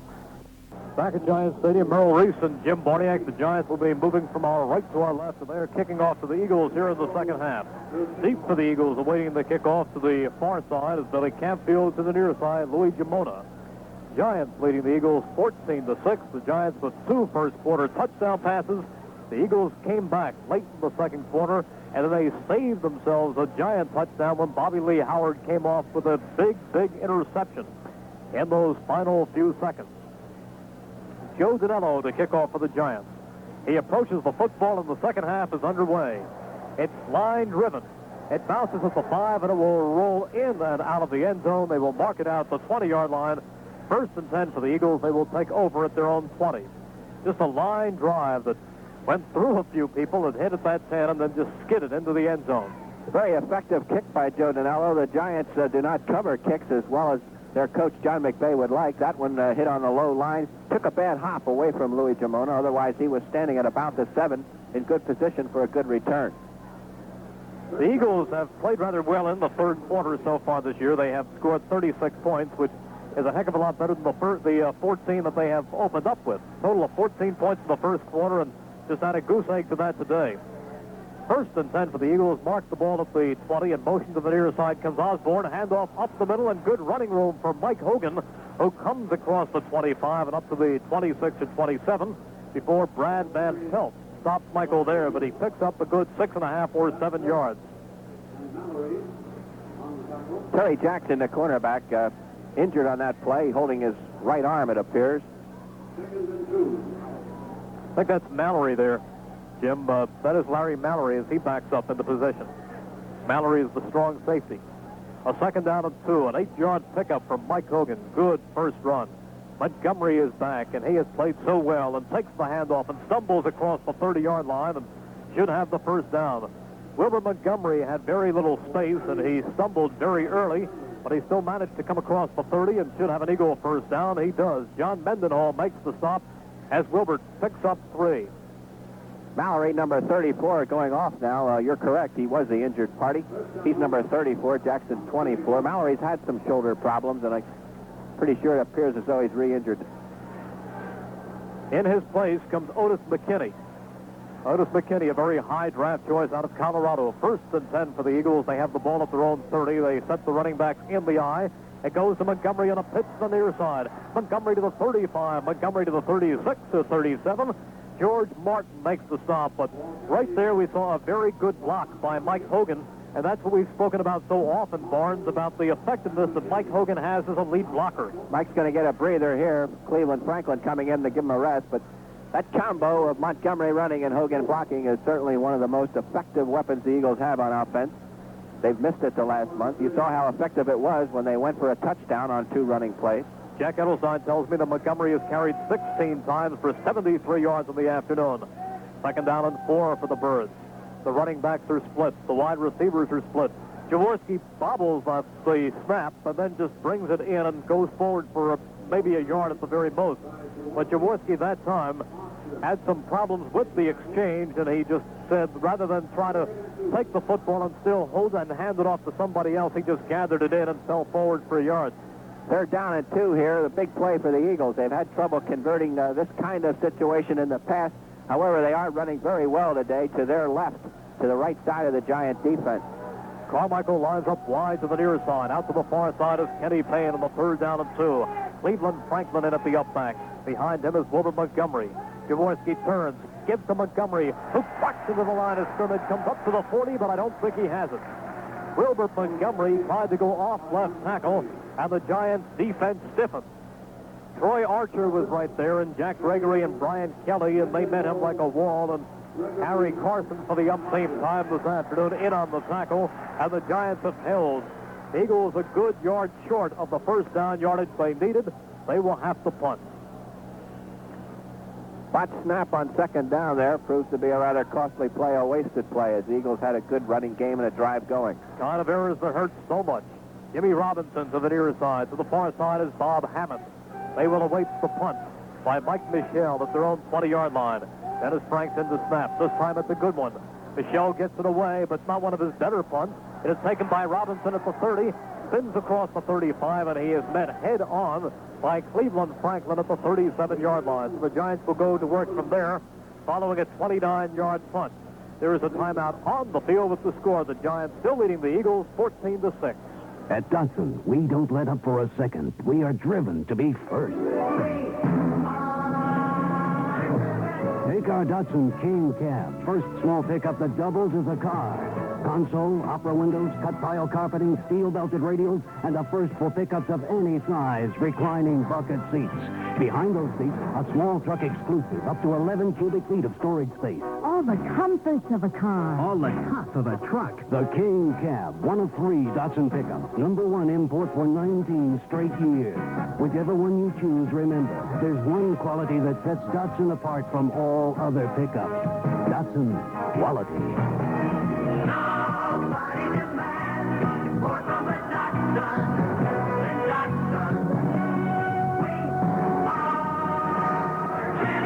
There's only one place to get a King Cab, at your Datsun dealer. Now.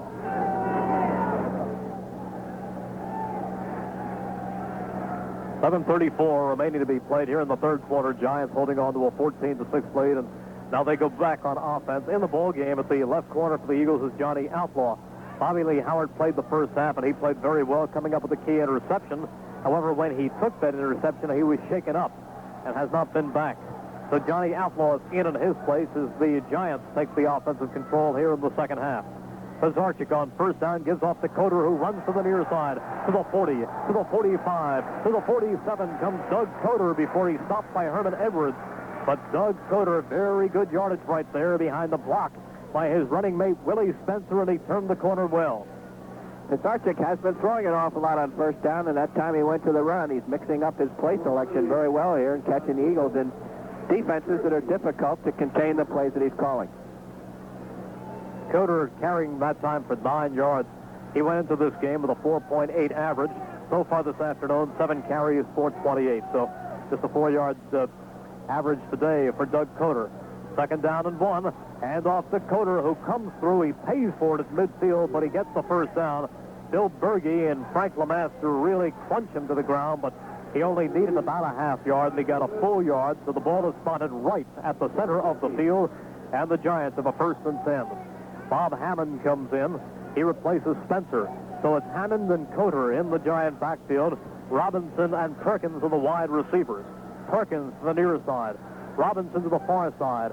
Hammond is the tailback. Coder is the upback. 1st and 10. Pizarchik rolls on it. A quarterback keeper comes across midfield, but only gets 1 yard. Down to the 49, down to the Eagle 49. Again, a play designed for Pizarchik to run. As he took the ball, took the snap, he wheeled to his right, tried to come off tackle on a quarterback keeper, but picked up just 1 yard. I think there's an option designed in that play. He has to read the linebacker, Reggie Wilkes. That time, Reggie took a shot at Bobby Hammond coming around, left Pizarchik with nobody to dump it to, so he had to turn it upfield. Perkins comes out. James Thompson comes in, a wide receiver for the Giants, and lines up to the near side. The running backs are split. Robinson in a slot left. Second down and 9 for the Giants. Play action. Pizarchik looking, being chased. Rolls to the right side. Still running. Across midfield and out of bounds, a couple of yards past the original line of scrimmage as he was knocked out down at the Eagle 46 by Bill Berge.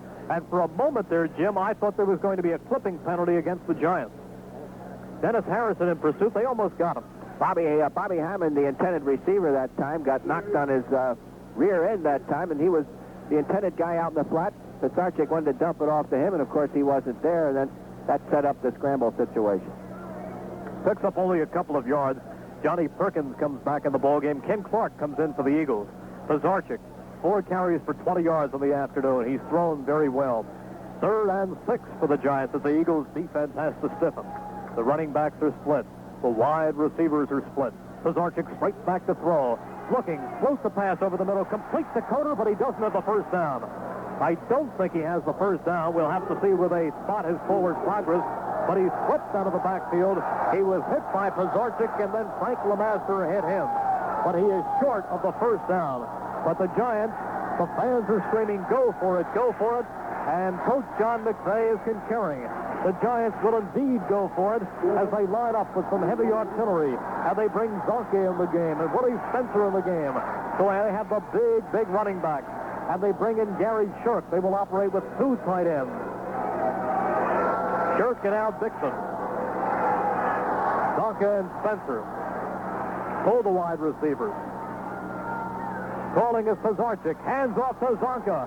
Forcing his way forward. Does he have it? We'll have to see where they mark it. There is no early indication, although Zonke and the ball ended up inside the 40. The Eagles had contained him momentarily. The legs continued to churn, and he has the first down. They needed a yard, and Zonke didn't get them much more than that, but he did get them that yard and a half. They have a first down inside the Eagle 40-yard line down at the 39. 1st and 10 for the Giants. 8:20 remaining in the 3rd quarter. Giants up 14-6. Out to the far side comes Johnny Perkins. In the slot is Jimmy Robinson. The running backs are Hammond. Then Coder back in the game, and it is Coder on the carry. And he comes across the 40 down to about the 38. Charlie Johnson and Frank LeMaster in on the stop. We pause 10 seconds for station identification. When the Eagles aren't playing, we're playing the best of the 50s, 60s, and 70s. 610 WIP, Metro Media Radio, Philadelphia. We play your songs. Again, a special welcome today to our many listeners, our millions of listeners in the American Forces Radio Network. Today's game being broadcast by over 500 stations around the world. Hope you're enjoying the action from Giant Stadium in East Rutherford. The Giants with a 2nd down and 9 as Emery Moorhead comes from the game and goes in motion to the near side. Pizarczyk throwing over the middle. Pass batted into the air, intended for Johnny Perkins, and the pass was deflected off the hands of Herman Edwards, who raised the hand and just knocked the pass into the air, intended for Perkins. Good play by Herman. Good play, too, by Perkins. A fine route. He did everything but catch the ball. He drifted right underneath the coverage that time and found an open area in the deep middle seam of the zone and had the football in both hands momentarily, but off it went. A break for the Eagles. Into the game comes Jimmy Robinson. In again for the Eagles comes Ken Clark.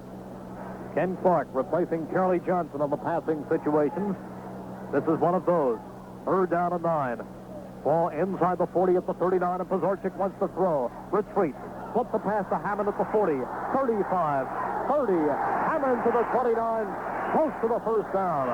Bob Hammond took the little swing pass, and he kept bouncing off people until he came inside the 30, down close to the 29-yard line, and very close to a first down before Bill Berge stopped him. But Bob Hammond showed something there, played it very well.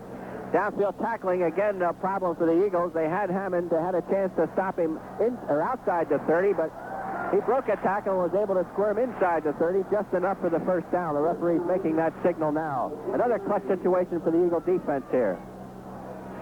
Well, we have seen the Eagles defense bend before, but we have seen them spring to life, and we have seen them stiffen when the teams get inside their 30 or closer.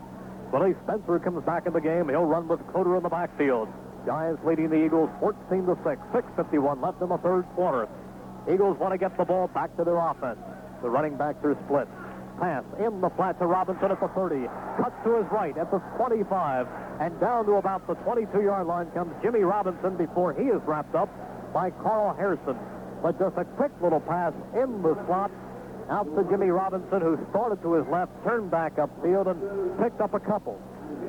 Giants got away with a clipping penalty there. One of the blockers coming out of the offensive line threw a clip in the Eagles secondary as Robinson was catching the football and trying to break free. Dick Vermeil screaming on the sidelines, but to no avail. Picks up a total of 7 yards. It is second down and 3 with the football spotted at the Eagles' 21-yard line. The running backs are split. James Thompson now in at wide receiver to the near side. The handoff to Coder on a sweep left. Coder to the 20. Coder to the 15, and a flag goes down. A flag goes down in the vicinity of Bill Berge and J.T. Turner, who were locked up at about the 20-yard line. But Doug Coder ran for a first down. It is a holding penalty against the Giants, and the Eagles get a break right there. J.T. Turner, I guess, the culprit. Coder was able to turn that corner despite the presence of 3 Eagles on the outside, and I guess they're going to whistle Turner for holding Bill Berge. Giants have been hit, Barnes, with 4 penalties throughout the afternoon for 33 yards. The Eagles 1 penalty for 5 yards.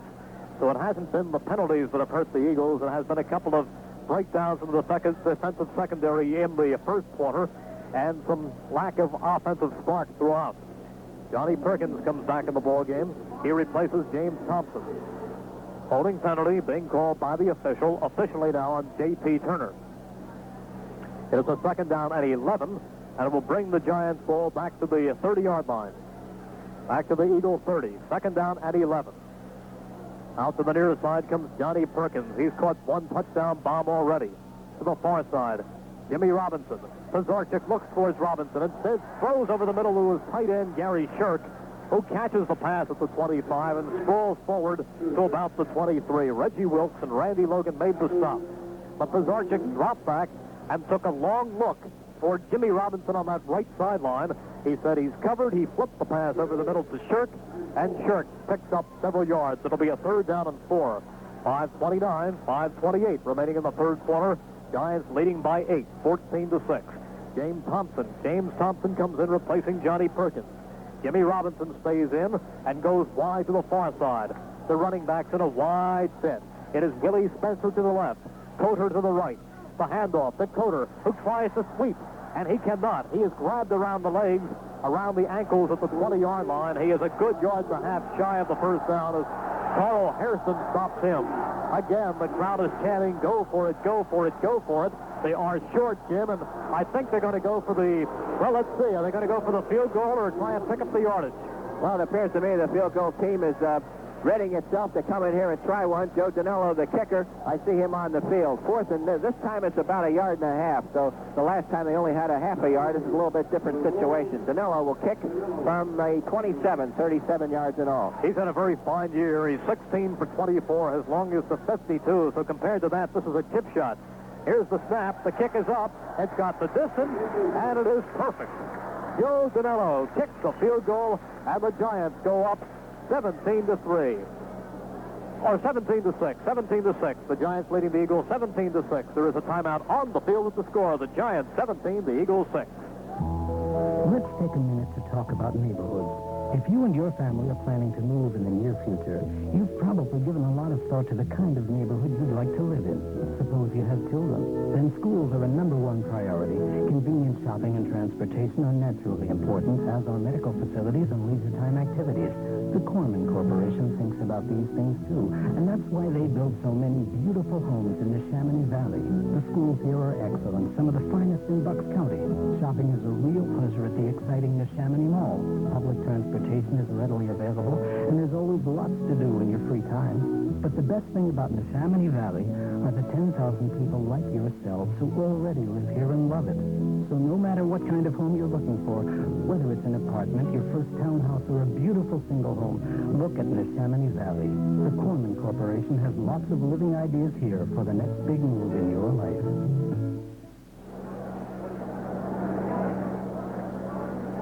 A field goal right there by Joe Danello has given the Giants the lead of 17-6. 4 minutes and 21 seconds remaining to be played here in the third quarter. Eagles to go back on offense as Danello gets set to kick off. To the far side is Billy Campfield. To the near side, Louis Gemona. Here is the kickoff. It is high. Gemona takes it a yard deep. He's coming out. Gemona to the 5, 10, 15, down at the 20. Louis Gemona did his darndest to get some yardage, but he was tripped up at the 15 and went down at the 20. Emery Moorhead making the stop. 4:11. Still plenty of time for the Eagles. 4:11 in the third quarter remaining. The Eagles now trailing the Giants, though, 17-6. Giants scored on a 19-yard pass, Pizarchik to Bob Hammond. In that first quarter, a 30-yard pass, Pizarchik to Perkins. Eagles came back in the second quarter on an 8-yard run by Wilbur Montgomery, but the Giants have added 3 more on the Dinello field goal. They lead 17-6. First and 10 for the Eagles, the ball on their 20. The wide receivers are split. The backs are in the eye. Jaworski turns, play action, looking, being chased, incomplete. He does not get the intentional grounding flag, although it could have been a possibility as he was being rushed and threw the ball several yards shy of Mike Hogan, who had turned around in the flat, and he was being rushed by Troy Archer. And there are times, Jim, when you see that hairline call, that intentional grounding call, called on a play very similar to that. Well, I think the classic example is down in Dallas, almost a very similar throw, as you say, threw it directly into the ground, but with that big giant hanging on his back, I guess, and there was a receiver out in the flat, the officials elected to non-call it. Troy Archer, the big right tackle, is getting up. He is on his feet. He was shaken up on that play. 4 minutes and 6 seconds, and the Eagles have themselves a second down and 10. Ball on the 20, and the Birds with a lot of work to do if they're going to get back in this thing. If they're going to win that number 7 that they're off after. Giants have lost 3 straight weeks, but they turned it on in the first quarter this afternoon. Eagles defense stiffened in that second quarter, but the Giants came down with a few key first downs. A couple of big third down plays, a big fourth down play. And they got Joe Dinello the operating room he needed. They got him the position to kick a field goal. Second down and 10 for the Eagles as they await time to be back in. And now they break from the huddle. Gary Jeter is in the ballgame at right defensive tackle, replacing Troy Archer. Eagles starting out with 3 wide receivers. Jaworski, second down and 10, the ball still at the 20. The back's in an open set. Jaworski taking that long read. He's back to throw. Fires the pass for Carmichael, incomplete at the 35 or 36-yard line, and Jaworski had him open. He had him open. Ernie Jones was in coverage, but he was wide open, and Ron just overthrew. Harold beat the cornerback right up on his nose that time and then cut in behind him. There was no reaction deep. Brad Van Pelt, of all people, a linebacker, was flowing into the deep zone, so there was plenty of area out there for Harold to catch the ball and turn it upfield for a big gain, but a little bit overthrown, and Ron Jaworski counting himself on the helmet back there knows it. Terry Jackson, 5 feet 10, and Harold had him wrapped up. At the third down and 10 for the Eagles. The football at the 20. Again, 3 wide receivers as the Giants look for Jaworski to throw. Ron straight back, looking, firing over the middle, completes to Carmichael across the 30-yard line, up at about the 31 or 32, I believe. And if they stop the football, where I believe they will, Harold will have another first down. What makes that a great play, of course, is there's a full blitz underworks there for the Giants. Jaworski picked it up, or rather give Guy Morris credit, too, for picking it up. He had to take on that Harry Carson. Great blocking up front. Ron Jaworski threw it to Mr. Clutch, I guess you could call him today, Harold Carmichael. He come up with a catch just inside first down yardage. He's Mr. Clutch almost every Sunday. He has 4 receptions for 88 yards. The Giants now go into a 40 defense as the Eagles have a first and 10. First and 10 for the Birds. The football at the 31. Out to the near side comes Kenny Payne. Carmichael lines up strong to the left side. Handoff goes to the deep man, Wilbur Montgomery, and the Giants line stiffens and sends Wilbur back. Wilbur Montgomery tried the left side, the right side of the Giants line, and he got nothing. Gary Jeter was the first man to hit Wilbur, but there is a perfect case of the defense charging, really charging just as the snap comes and timing it perfectly and no gain at all. And there is a Eagle shaken up. I believe it's Wilbur. It is Wilbur Montgomery lying on the 30-yard line. Hopefully he got the wind knocked out of him, nothing more than that. Took a wicked shot that time, about chest high. Gary Jeter is the man who hit him. Gary Jeter just came up and really put it to Wilbur, and he just went straight down like a lead weight. They're going to take a timeout right now, so there is a timeout on the field with the score. The Giants leading the Eagles 17-6. For all we've shared, the good times and the laughter, after all that we've been through, no other beer will do. But I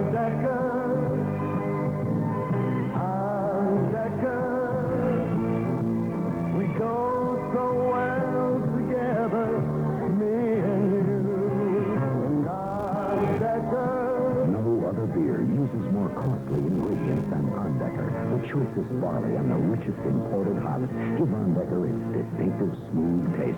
Undecker, the most expensive taste in beer.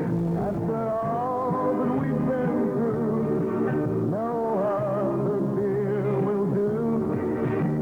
But Undecker,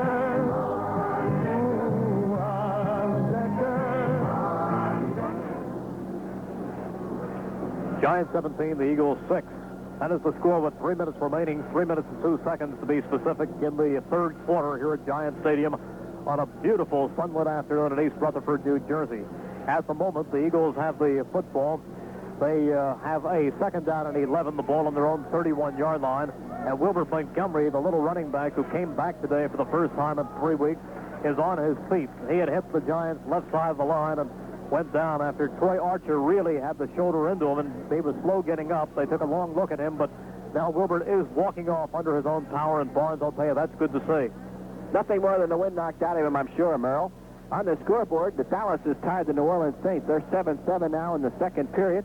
Atlanta 7, Chicago nothing at the in the second period. Cleveland 14 and Baltimore 10 also in the second period.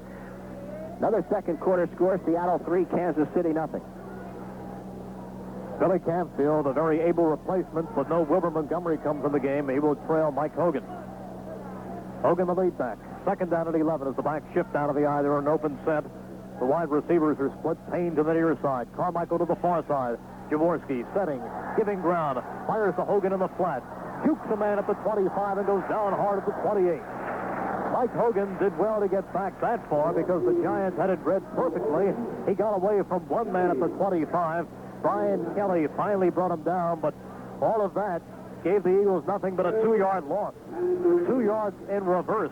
So the Eagles going backwards with 2:14 remaining in the third quarter. They trail the Giants 17-6. They have a 3rd and 13. Eagles going with 3 wide receivers as Osborne comes out and Charlie Smith comes in. Smith will line up in a slot to the far side. Outside of him is Kenny Payne. To the near side is Harold Carmichael. One man on Carmichael at the moment. See if that changes. It's Terry Jackson as the Giants fake a blitz. Jaworski back. Has time. Looking. Floating a pass for Carmichael. Intercepted. Intercepted by Ernie Jones across midfield. To the 40, to the 35. Ernie Jones. The Giants have the football in Eagle territory. As Jaworski looked deep, he floated a pass. There were a couple of Eagles in the same zone, Jim, and I don't know how that happened. But I believe Kenny Payne was the deep man. Harold Carmichael was the short man. And both were no more than 4 yards apart, just surrounded by Giants. Well, you sure make it easy for your free safety when you run 2 wide receivers right down the middle of the field, almost shoulder to shoulder. And that's the reason why you come up with an interception.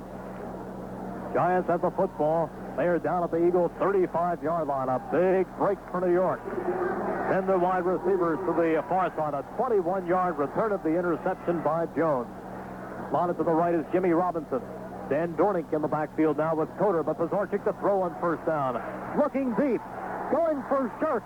Incomplete. Going for Gary Shirk. And the pass is out of the way. Randy Logan and Herman Edwards in deep coverage on the tight end, Gary Shirk. But again, Pazorchik with all day back there as he took his drop. And he looked that he went for his tight end on a pattern that is not usually run that deeply by the tight end. But the Eagles in good coverage that time to save a touchdown. Well, it certainly is obvious that the Giants have thrown open the playbook today. They're passing on first down, second down, mixing it all up. Very inconsistent to what they've been doing all season long. And they really have taken advantage of the Eagles on defense. Bob Hammond comes in. He replaces Willie Spencer. On a sweep left that goes to Hammond, who tries to turn the corner at the 35. He cannot, as Reggie Wilkes does a good job of bouncing him out of bounds. Jack Edelstein points out something very interesting, and that is that neither team has sacked the quarterback yet this afternoon. And the Giants have done well in that department. The Giants, going into this game, have 26 sacks. As a matter of fact, George Martin has 10 by himself. The Eagles had 22 sacks, but their total has fallen off in the last several weeks. But neither team has come up with the sack yet today. But this would be an excellent time for the Eagles to get their first, as the Giants have a 3rd down and 7. They have the football at the Eagle 32-yard line. They split the wide receivers. Emery Moorhead comes in. He's to the near side. Johnny Perkins to the far side. The running backs in an open set. Pazorchik looks over the middle. completes the pass to Coder, who gives ground, and he is pulled down for a loss by Reggie Wilkes. Doug Coder caught the pass over the middle, considerably shy of the first down, but he must have given 5 yards in ground before Frank Lemaster and Reggie Wilkes put him down. A loss on the play by the Giants. Just a breakdown there by Coder. He's supposed to turn that upfield. He was within 2 yards of making a first down when he caught the football, but just lost all consciousness as to where he was on the field, and then turned it into a 2-yard loss by running directly backwards. David Jennings comes in to punt the ball for the New York Giants. Jim Peters sacks the snap. Here is the punt by Jennings. It is floating and bouncing at the goal line and rolling through the end zone, so they will bring it out to the 20-yard line, and it is from there where the Eagles must operate. Just 34 seconds remaining to be played here in the third quarter. The Birds are trailing the Giants 17-6. A 37-yard punt right there by David Jennings, but he does the job as there is no run back by John Chera, and they just bring it out to the 20-yard line. Eagles with 80 yards to go. Eagles offense has had its bright moments, but also its disastrous ones. Their last drive appeared to be moving, but a pass intended for Harold Carmichael or Kenny Payne was picked off by the Giants and brought back. Jaworski on the afternoon, 10 for 22, 113 yards and 2 interceptions. Wilbur Montgomery is okay. He's back in the Eagles lineup. He's the tailback as they start out in the I. Mike Hogan, the upback. Jaworski on a pitch right to Montgomery, who comes across the 20 and does well just to get to the 22 before the Giants are waiting to put him down. Gary Jeter, the guy who sent him out of the game the last time, hits him along with Brad Van Pelt. Wilbur with a pickup of 3 yards on the carry. Clock showing 16 off, 15 seconds remaining in that third quarter, and the Eagles are going to have to come up with a heck of a fourth to pull this thing out. Giants doing most of their offensive damage in that first quarter. St. Louis hanging on. They had 24-0 lead over the Redskins. It's now 24-17. They're in the third period. And that is the end of our third quarter as the gun sounds. There is a timeout on the field with the score. The Giants 17, the Eagles 6. In 1969, Jackie Stewart won his first World Racing Drivers' Championship. He repeated in 1971, then again in 1973. What Jackie Stewart doesn't know about cars hasn't been written. I do know that cars just don't perform the way they used to. One of the reasons is the unleaded gasoline that the new engines call for. Unfortunately, most unleadeds don't have the power that gasolines used to have. Well, Getty Unleaded Regular does. It delivers the kind of power you got from gasoline before they took the lead out. Getty Unleaded Regular actually delivers more power than most other major unleadeds. As an ex-racing driver, that appeals to me. And while Getty Unleaded Regular delivers more power, it costs less than most other major unleadeds. I don't know how Getty does it, but as a Scotsman, that really appeals to me. Getty Unleaded Regular. More power for less money.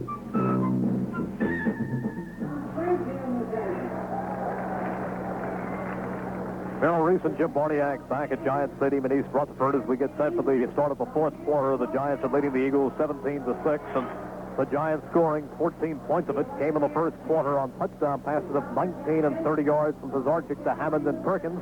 The Eagles came back near the end of that second quarter on a Montgomery 8-yard run, but the point after was blocked, which certainly hurt their spirits. That was the score at the half, 14-6 the Giants. The only scoring in the third quarter was a 37-yard field goal by Joe Danello, and that is how we stand heading into the fourth. The Giants up 17-6. It's certainly not that long a road back, Jim. The Eagles need a couple of touchdowns, and they have to stop the Giants. Giants have been very successful at remaining mistake-free. They have not fumbled. They have not turned the ball over as a result of an interception. They've been able to control the ball on the ground throughout a number of drives, and that is the reason why now the Eagles are really faced with a tough task of coming up here and scoring twice. They're going to have to get some turnovers to make it a little bit easier, obviously. Eagles will open this fourth quarter with the ball on their own 23-yard line, a second down and 7. They will operate with 3 wide receivers as Carmichael lines up wide to the near side. Payne and Smith. Smith is in the slot. Payne wide to the far side. The back's in an open set. Jaworski on the draw to Montgomery, who comes across the 25 up to the 26 to 27, and a flag goes down. And I am not certain, but judging from the timing on the thing, it could be personal foul against the Giants. That may indicate a face mask. They had Wilbert rather collared around the neck, and I think that's what it's going to be, a face mask call against the Giants on the play. Wilbur was a yard short of the first down. This will move it well beyond that. Okay, the personal foul, specifically the face mask against the Giants, and they move the football up to the 34-yard line, and that's a break for the Eagles, who get a first down. Wilbur Montgomery back in the lineup for the first time today, first time in 2.5 weeks, has had himself a very fine afternoon. He's been banged around plenty, but he has still managed to carry the ball 20 times for 82 yards. 82 for Wilbur. Working on another 100-yard afternoon. But more importantly, he wants the Eagles back in this ball game. 1st and 10. They're in a set left. It's Hogan on a reverse to Carmichael, who runs around the right side. 35, 40, 45, midfield, 45. Harold Carmichael out of bounds at the Giant 45. A double reverse works to perfection. Hogan, the Carmichael first down. Eagles, right block, Sizemore in the Giant territory. Jerry Sizemore did a great job of stealing off his side, but also the Giants, Brad Van Pelt particularly, he just completely went for the fake, and no one on the entire left side prepared to stop that play, and Harold got into the open field and then showed some nifty inside and outside cutting. Moved it up for a big gain. Very similar to the play the Eagles worked against the Jets a week ago, but that time the final recipient was Kenny Payne. This time it's Carmichael. 1st and 10 for the Birds. They're at the Giant 45. The back's in the eye. In motion to the far side goes the tight end Osborne. Handoff. Up the middle comes Wilbur Montgomery, who is spun down at the Giant 43-yard line by Dan Lloyd. But Wilbur with a couple of yards right there. It's funny, I watched them work this play at practice this week, Jim, and as many times as I saw them run it, I don't think it ever worked quite as perfectly as it did right there. It sometimes takes a lot of time with somebody as big and lumbering as Harold Carmichael to get underway, as opposed to somebody like Kenny Payne, who is more of a bursting type sprinter. But Carmichael did very well and showed a great move. A pickup of only 1 on the last carry by Wilbur Montgomery. A 2nd down and 9. The ball at the 43. Handoff Montgomery up the middle. And this time he cracks across the 40 and down to the 39-yard line before Brian Kelly stops him there. Jack Gregory also in on the tackle. Wilbur Montgomery getting a lot of work. That is his 22nd carry of the afternoon. We have 13:46 remaining in the fourth quarter, and the Giants are leading the Eagles 17-6. Montgomery comes out of the backfield now. He'll come out of the game, and replacing him comes Billy Campfield. The Eagles will also operate on this 3rd down and 5 with 3 wide receivers. Billy Campfield is the best receiver among the running backs, and that's why he's in. Mike Hogan, the best blocker, and that's why he is the up block. Up back, and Jaworski gives off to Campfield on a running play, and he goes across the 40, but he is shy. Well, they tried to get the Giants thinking pass. Instead, they went with a running play, a simple off-tackle handoff to Billy Campfield, and he goes down at the line of scrimmage, and in comes the punting team. Offense sputters again. A little bit surprised that the Eagles continue to go to the running game here late, especially in lieu of the fact that the Giants secondary, one of the more porous in the National Football League. See, for the Giants is Ernie Jones. He will drop back as a single safety. Eagles punter Mike Michelle, who has done some good fielding today. Gets the snap, takes a step forward, and he punts it high and hangs it up, and it will coast into the end zone and go out. However, there is a flag thrown back at the Giants' 38-yard line. So we will have to see what the Eagles, what the call is right here, but very often you will see that a man released illegally. Well, what happened, too, Mike Michelle delayed a little bit as though he was going to fake punting and then looked downfield and then went through with the punt. But when he did that, he threw the timing of the whole coverage off, and I think you're right, there were some Eagles illegally downfield. Giants, of course, do have the option of forgetting it. They will get the ball on the 20-yard line. That's exactly what they are going to do. They are going to decline the penalty and take over 1st and 10 on their own 20, and the Giants have the scoreboard and the clock in their favor. There is a timeout on the field at the score. The Giants leading the Eagles 17-6. My wife and I were out looking at new cars, and I saw this car. I mean, fantastic. I said to her, honey, this is it. This is the one. And she said, honey, see that little job over there? That's the one. And I said, Provident National Bank has 48-month new car loans. With the lower monthly payments, we can afford the car we really want. The Provident 48-month money may be the answer for you. Say you want to buy a $7,200 car. If you qualify, you put $1,800 down. Your total payment is $6,640.80. The annual percentage rate is 10.54%. The finance charge is $1,240.80. And your monthly payment is only $138.35. Ask the Provident about 48-month money. We want to help you buy the car you really want. At Provident National Bank, member FDIC.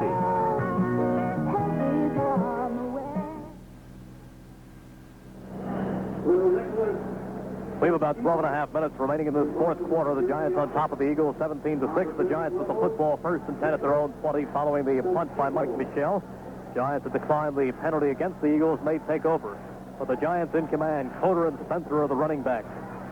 Out to the near side is Johnny Perkins. The handoff to Coder, who tries to turn the corner, reverses field, and he's thrown for a loss of 2 by Reggie Wilkes. So Coder tried to come around that right corner. He could not. We paused 10 seconds for station identification. Eagles defense had a nightmarish first quarter. In particular, the secondary did, but since then they have played well, only giving up 3 additional points. Dan Dornick is in there in the backfield with Bob Hammond. Giants with a second down and 11 following the loss of 1 by Coder. Wide receiver split. Pizarchik hands off inside to Dornick, and the big rookie comes up across the 25-yard line before he is hit by Frank Lemaster. Dornick, in his first year out of Washington State, 6'3", 210 pounds, and he was playing very well before he was injured. It'll be a third down and 5 for the Giants. Spot the football at the 25. 11:20 remaining to be played in the fourth quarter. The Giants in no danger at the moment. They are leading the Eagles 17-6. Eagles defense has to stop them right here, and the offense has to go to work. Emery Moorhead comes in the game replacing Jimmy Robinson. He lines up to the near side. Perkins to the far side. Pizarchik now goes with a reverse to Perkins, who crosses the 20, and then he is boxed in and knocked out of bounds by the Eagles.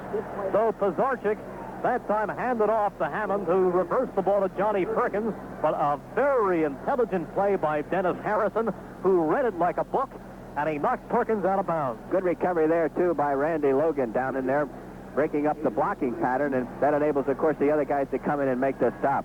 A pickup of 3 on the carry, and that is all. And now the Giants send in David Jennings, their strong-footed punter. Deep for the Eagles is John Shara. Shara would like to break one. He'd love to give them some great field position. Here's the snap. Jennings, not a good one. He line drives it, but it goes over the head of Shara. John got it, finding it batted by the Giants. It is being picked up, and down with the football goes Vince Papali. The ball was driven over the head of John Shara. Immediately, it did not look like a good punt. The ball was batted in the air by Otis McKinley, and let's see where they spot it. Ultimately, it was brought down by Vince Papali, and Papali held on. Right, a mistake by John Shara and a heck of a play by McKinney. John Shara tried to field the ball over his shoulder on the dead run. McKinney came along and just swatted the ball down toward the Giants' goal line because, of course, behind him are a whole bunch of teammates, and you got the percentages going for you if that football is bouncing toward your goal line. Vince Papali, though, a great reaction by him as well as he falls down the football. He was the only Eagle. There were about 6 Giants with an opportunity to field that ball. All right, Jim, we're going to take a timeout right now. There is a timeout on the field with the score. The Giants 17, the Eagles 6. Here's a tip for Eagles fans. The next time you visit the snack section of your local supermarket, pick up a package of the best-tasting pretzels anywhere. Rolled Gold Brand pretzels from Frito-Lay. Rolled Gold Brand pretzels have that lightly salted, buttery taste that's everything you'd expect in a pretzel and then some. Enjoy them at home or bring some along when you come to the game. Look for Rolled Gold Brand pretzels in the blue and gold package. Rolled Gold Brand pretzels from Frito-Lay. Fans, this is head coach Dick Vermeil. Once again, the people at Frito-Lay have joined the Philadelphia Eagles to fight a tough opponent, the dreaded disease leukemia. As you probably know, there are a lot of fine people who are dedicating all their time and efforts to combat this terrible disease, and progress is being made. But research and treatment take money, lots of money. This year, for every single point scored by the Eagles, Frito-Lay will donate $100 to the Fly for Leukemia Fund of the Children's Hospital. And every penny of that money will go directly to research and treatment. We'll do everything we can to score points, and are grateful to Frito-Lay for their generous contribution to such a worthy cause. First down for the Eagles. They have the football, but they are 92 yards away from the Giants' end zone. 92 yards. First and 10 at the Eagle 8. Jaworski splits the wide receiver, splits the running back. Hogan and Campfield in there now for the Birds. The handoff to Campfield, who comes off left tackle. He crosses the 10 and comes up to the 12 before Brad Van Pelt makes the stop. A very weird play. The ball came gingerly off the foot of the punter, David Jennings. It never got into the air very much at all. It was a low-line drive that obviously had to touch the shoulder or the finger or something of John Shara before it was batted by the Giants and ultimately recovered by the Eagles. It'll be a second down and 7. The ball at the 12. The wide receivers are split. Carmichael to the near side. Payne to the far side. Running backs in an open set. Campfield to the left. Hogan to the right. Play action as Jaworski fools the Giants. Fires for Carmichael, complete at the 30, and he's hit and goes down. Carmichael with a well-delivered pass by Jaworski. First down, Eagles. Jones and McKinney makes the stop. Jones and McKinney hit Harold Carmichael about as hard as two people can hit one. Harold was the first one up, and they're both on their knees out there looking at each other like, what do we have to do to that guy?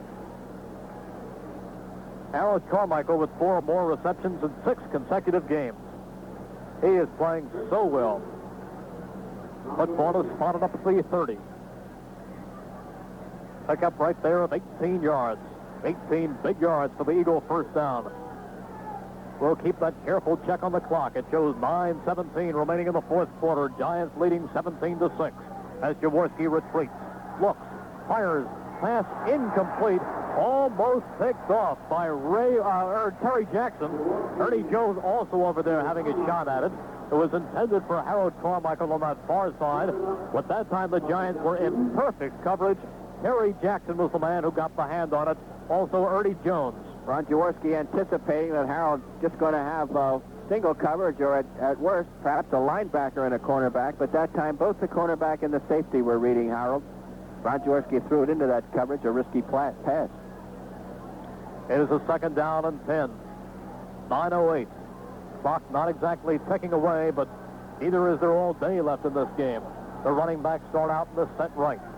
Wide receivers are split. Second and 10. Eagles on their own 30-yard line, and they need points. Jaworski back. Setting. Looking. Swings the pass to Hogan at the 30. 35. Hogan bounces off a man of the 40, and he is just about a yard shy of the first down. Jaworski took that long drop. He looked over the middle, and Mike Hogan was left unattended. He took the short pass in the flat and found some running room, and he rambled for 9. He's a yard short. Eagles with 3rd and 1. Brad Van Pelt on the stop. Eagles going to a running offense here. Larry Barnes checking into the game.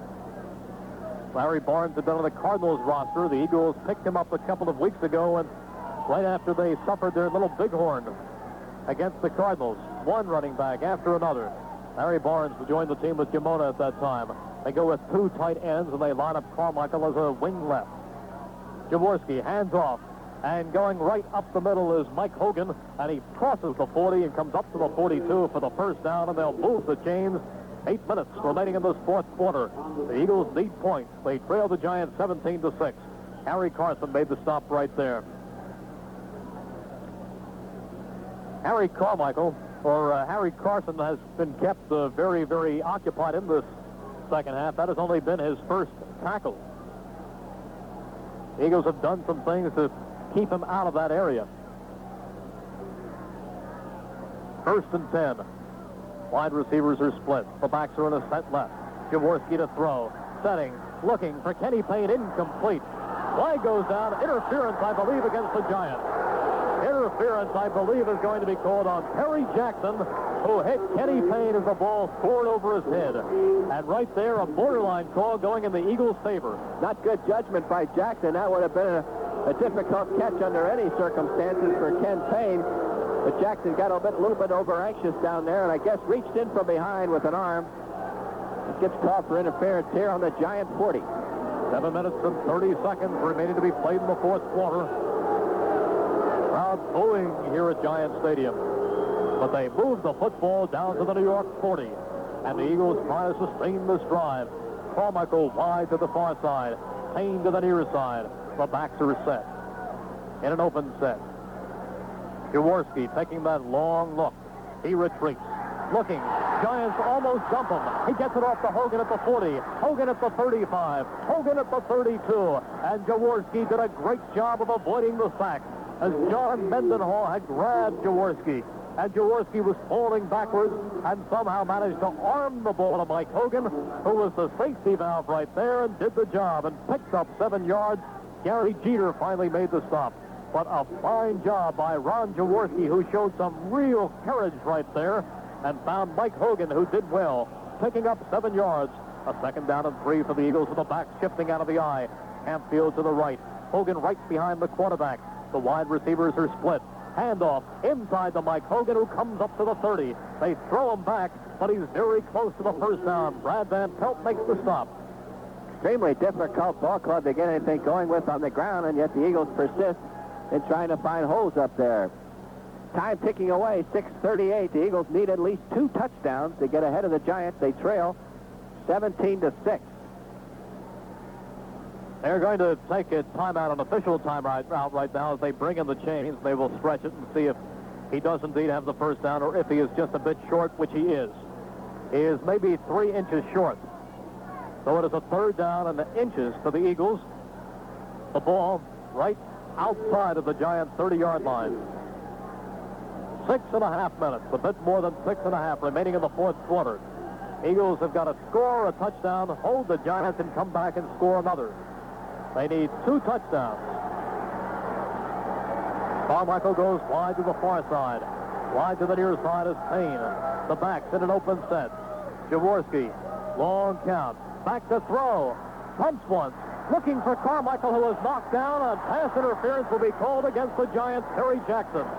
Carmichael was the intended receiver down at the 15-yard line, and Jaworski threw the ball. He set up the Giants on that 3rd down and short. He faked inside, threw for Carmichael, and Carmichael was tripped up by Terry Jackson.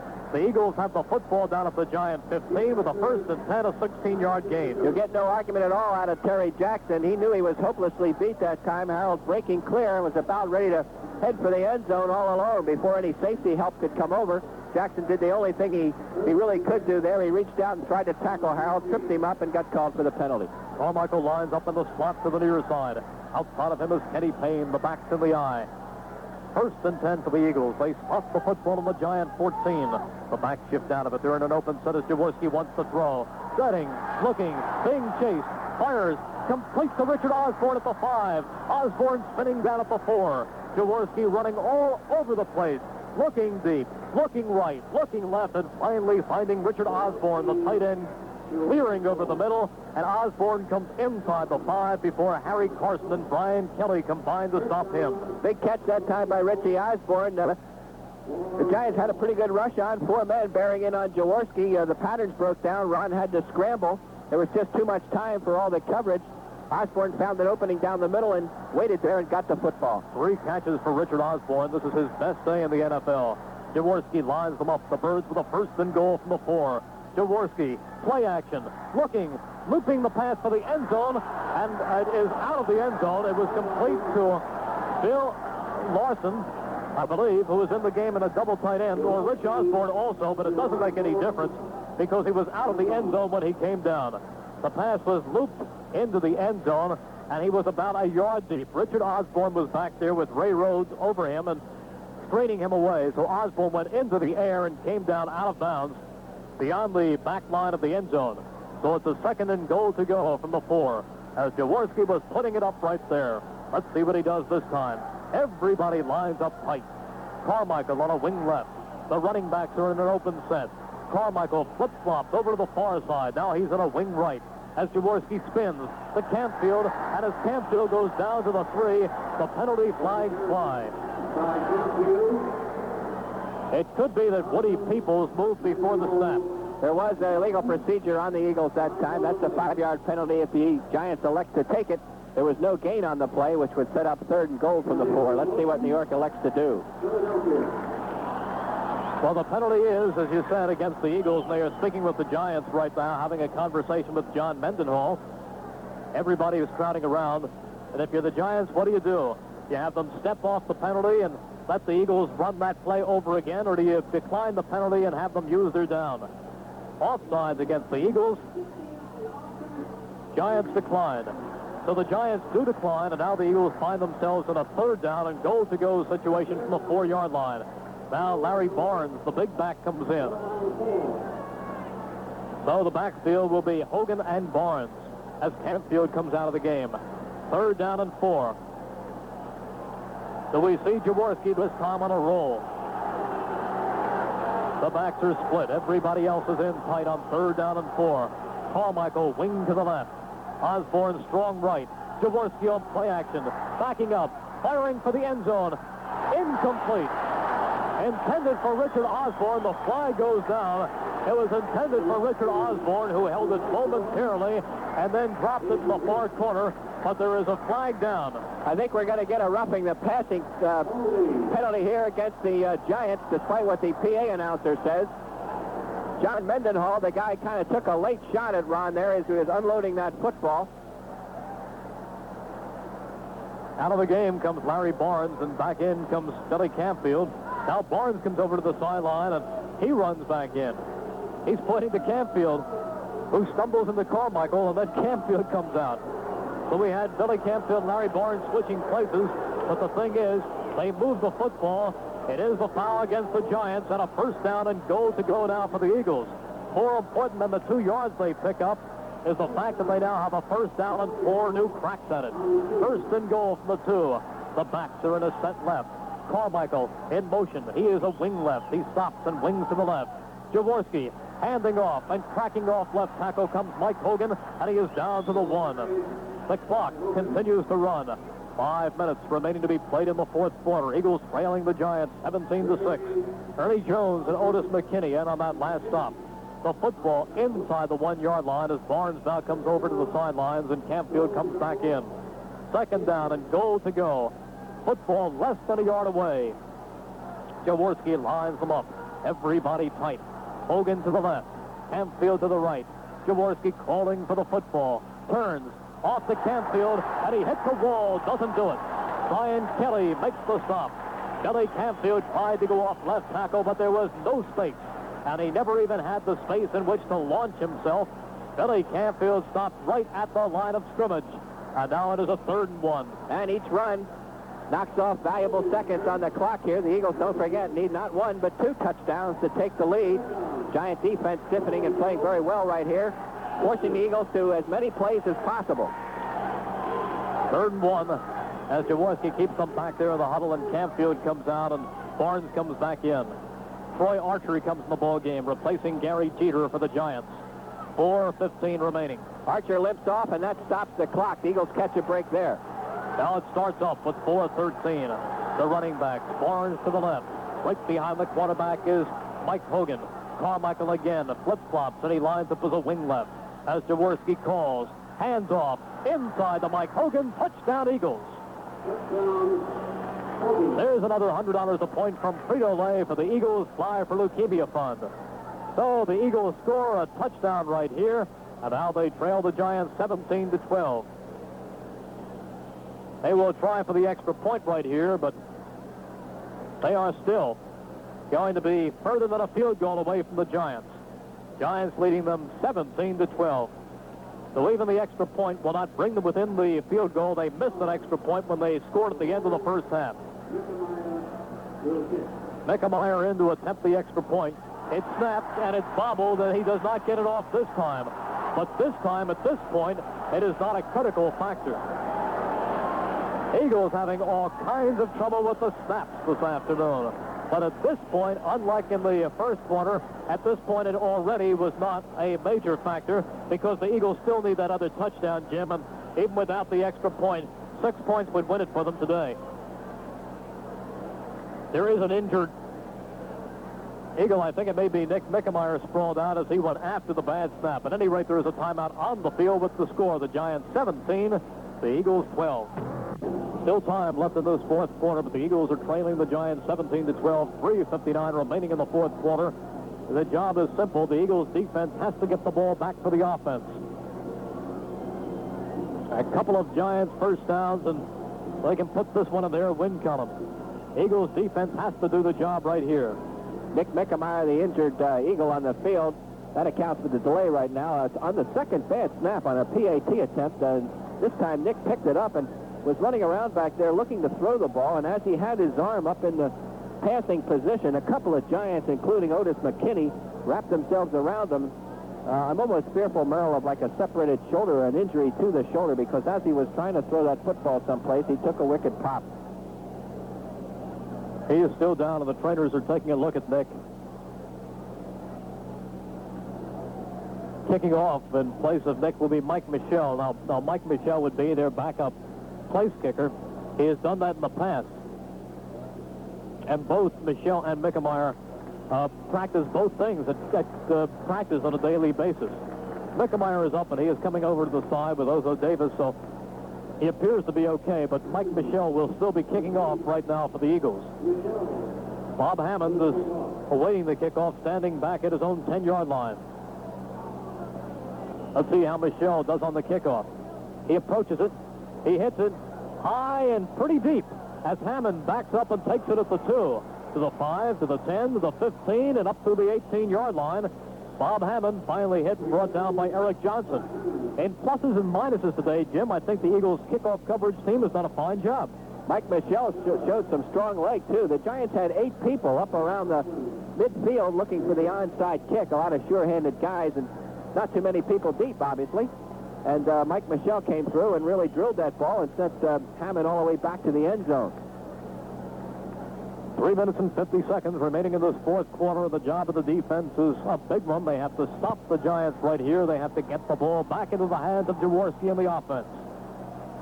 Johnny Outlaw still in at cornerback. He's played the corner the entire second half since Bobby Lee Howard was shaken up. On first down, it's a pass to Robinson in the flat. Robinson across the 25. Robinson up to about the 28 or 29-yard line. Let's see where they spot it. He appeared to be contained at about the 28 or 29, but they say his forward progress was actually to the 30 and a half, and they will give him the first down. The Giants, as they have all day long, really going after it today. There's a pass on first down when you'd least expect it. 3:50 to go on the clock.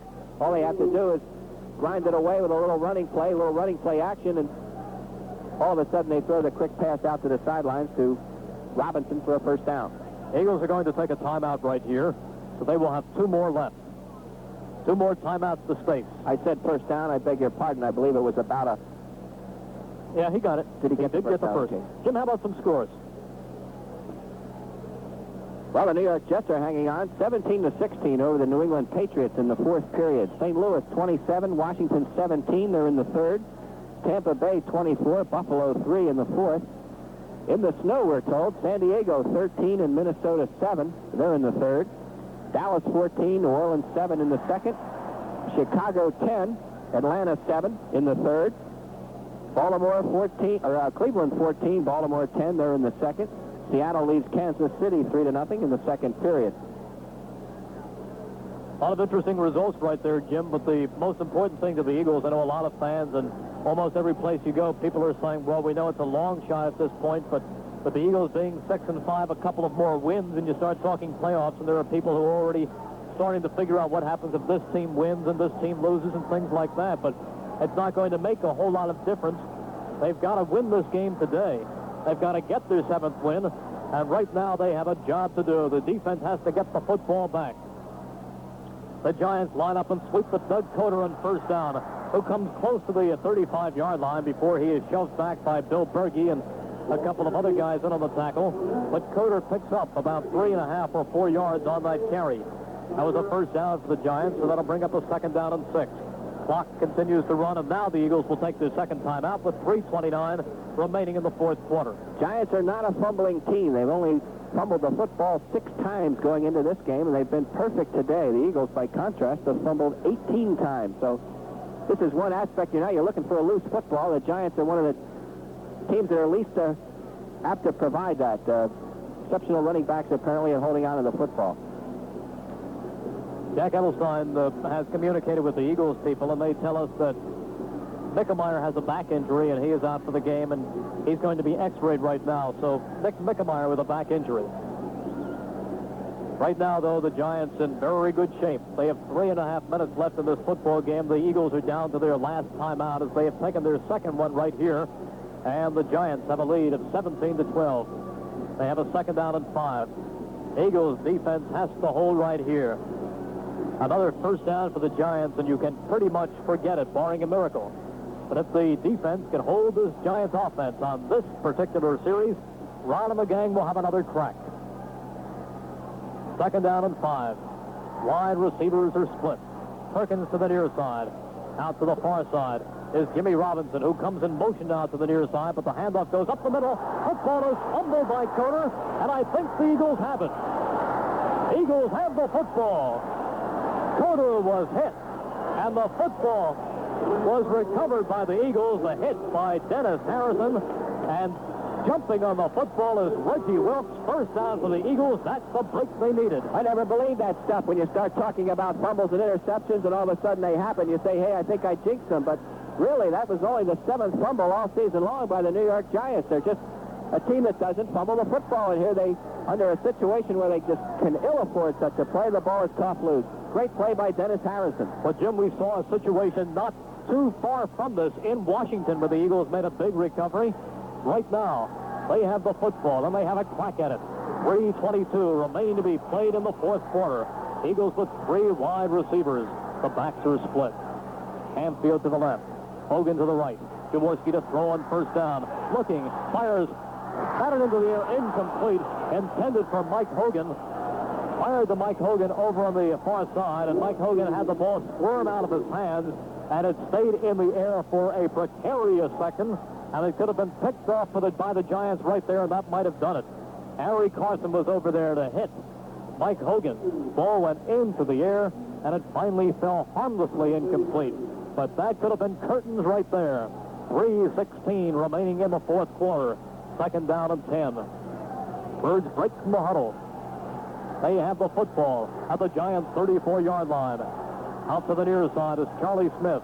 To the far side, Payne. Slotted to the far side is Carmichael. Backs in an open set. Jaworski, the throw. Setting, looking, flip the pass. Complete to Mike Hogan at the 30. Mike Hogan close to the 25. Mike Hogan will be shy of the first down. Brian Kelly makes the stop. But he does pick up a couple right there as Jaworski took a good long read. And then finally, when the time ran out, found Mike Hogan over the middle.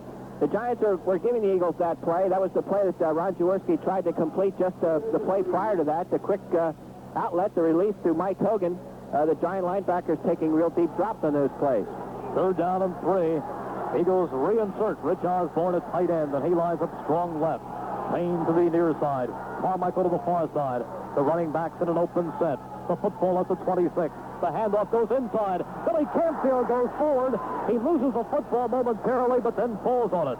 Billy Canfield has the first down. As he was hit, he picked up good yardage. The football squirted loose, and I think Jerry Sizemore is the man who sprawls on it. An unbelievable turning event right there. Canfield with first down yardage. The ball pops free. It's up for grabs, and all of a sudden, an Eagle offensive lineman, Jerry Sizemore, with a diving catch right there. One of the great catches of the season, believe me. What a big break for the Eagles, and they're going to take the 2-minute warning. There is a timeout on the field with the score. The Giants leading the Eagles 17-12. We have 2 minutes left in this fourth quarter, and the Giants are leading the Eagles 17-12. But now, through a strange turn of events, most notably a Giant fumble, the Eagles have the football, and they have driven down. They have the ball inside the Giants' 20 at the 19. And the New York crowd starts to chant defense, defense, defense. They need a big play from their guys. Jaworski flips the Eagles from the huddle. First and 10. The ball at the 19. Harold Carmichael has been brilliant all afternoon. He lines up wide to the near side. Payne to the far side. The backs in an open set. As Jaworski gives inside to Canfield, and he gets very little. Gets back to the line of scrimmage off right tackle, and maybe another yard, but not much more, as Gary Jeter and George Martin make the stop. Very little yardage right there. It'll be second down and 10 for the Eagles as they line up without a huddle. Carmichael to the near side. Payne to the far side. The crowd in an uproar. A minute and a half remaining in the fourth quarter as Jaworski wants to throw. Looking, still looking. Fires. Incomplete. Intercepted by the Giants. That should do it. It's intercepted by Otis McKinney, and he goes down at the 20-yard line. The pass was intended for Mike Hogan, who was the last available receiver for the Eagles, and the ball went through or off his hands, and McKinney picked it off for the interception, and that should do it for New York. I don't know if you can blame Mike Hogan. That ball was thrown exceptionally hard. He was not far away from Ron Jaworski. Ron was scrambling back there. He did not pick up his initial receiver, or maybe the initial receiver was covered, whatever, but he was trying to improvise something, spotted Mike Hogan open, threw a bullet pass, and high a bullet pass. It was almost an impossible ball to catch, and Mike Hogan got two hands on it, knocked it in the air, and McKinney came up with the interception. The Giants have the football with 1:23 separating them from their 6th win of the season. Shot at evening their record. They're just going to fall on it. Joe Pizarchik falls on the football. There's a fight for the football. A bunch of guys swarming after the football. The Giants did not lose it. Pizarchik, in fact, still has the football, and there are some tempers flaring down there on the field, and it is a very frustrated band of Eagles standing around. Very, very frustrated as they came back from first quarter adversity, and they had a legitimate crack of turning this thing around in the dying 2 minutes. But an interception has pretty much done it for their hopes on this sunny Sunday afternoon in East Rutherford. It'll be 2nd down and 10 for the Giants, but the yardage is not important at this point. The Eagles call their final timeout. 1:11 remaining in the game, and from here on in, Pizarchik can just fall on the football, and there is nothing the Eagles can do. I'm sure that's what he'll do. If the Giants try any kind of risky handoffs, be very foolish at this point. All they've got to do now is control the ball for 1:11. They have 3 downs to do that. 30 seconds a down. That takes care of your 1:11, or most of it anyway. Eagles offense had a great shot when they picked up that Doug Coder fumble deep in Giant territory. And they moved it down, and they had the shot, but the pass, the hard pass, as we pointed out, over the middle for Mike Hogan, went off his hands, and it was picked off. Picked off. Big interception for the Giants, and it was Otis McKinney, a high-round draft choice, who has been complaining today, the 2nd-round draft choice for the Giants this year, right behind Gordon King, about not starting. Well, he comes up with a big play right there. Now the Giants with just a couple of plays separating them from their 6th win. 1:11 remaining in the 4th quarter. Pizarchik turns, and he hands off the football, surprisingly, to Larry Zonka, who goes forward up to the 29-yard line. Larry Zonka just pulls his way forward. 53 seconds. 51, 3rd down and 2 for the Giants. Clock continues to tick with 46, 45. Next week, don't forget the Eagles will be in St. Louis, and they'd like to get back at those Cardinals who upset them at the Vet 3 weeks ago. The Giants have a good shot to win at Buffalo. Under 30 seconds left in the game. And Pizarchik fumbles the football. It's picked up by Herman Edwards. 15, 10, 5, touchdown Eagles. I don't believe it. I don't believe it. I do not believe what has occurred here, ladies and gentlemen, as Pizarchik came forward, fumbled the football. Charlie Johnson hit him, and Herman Edwards picked it up and ran it in for a touchdown. There are no flags on the field, and the crowd is shocked. Well, as color analyst of this broadcast, I must confess I do not have a single word to add. All I can say to you is Ron Jaworski is laying completely prone on the 45-yard line. I think he passed out. There is an extra point coming up, but it doesn't mean a thing. There are 20 seconds remaining in this game, and I don't believe it. There's another $100 a point from Frito-Lay for the Eagles Fly for Leukemia Fund, and this stadium is shocked. It is shocked. Mike Michelle in for an extra point. 20 seconds remaining to be played in this football game. See what he does. There's the snap. The kick is up, and this time it's good. I have seen some weird things happen, folks, but what an afternoon. It is 19-17, and this stadium does not believe what they have seen this afternoon, and neither do we. Jack Edelstein calls over and he says, somewhere in Houston, Leonard Toast is listening to this ball game, and there is nobody who gets more wrapped up with the Eagles, and the Eagles are right now 20 seconds from presenting him with a get-well gift. I don't believe this, Jim Barniak. Move over, Leonard. There's about 50 of us, I think, that are ready to come down and join you. Our hearts can't take this either. 20 seconds remaining to be played in this football game. Now, let me tell you this.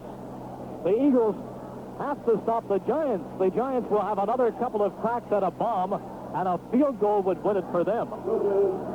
You remember the Heidi game of years past. You remember some other amazing games. Well, this one fits into the amazing category right here. but it is not sealed up yet. There are 20 seconds remaining to be played in this football game. Mike Michel tees up the football at the 35-yard line, and there are a lot of things that can happen. Michel poised behind the football. He kicks it off. On the ground. The clock stops. Now it starts.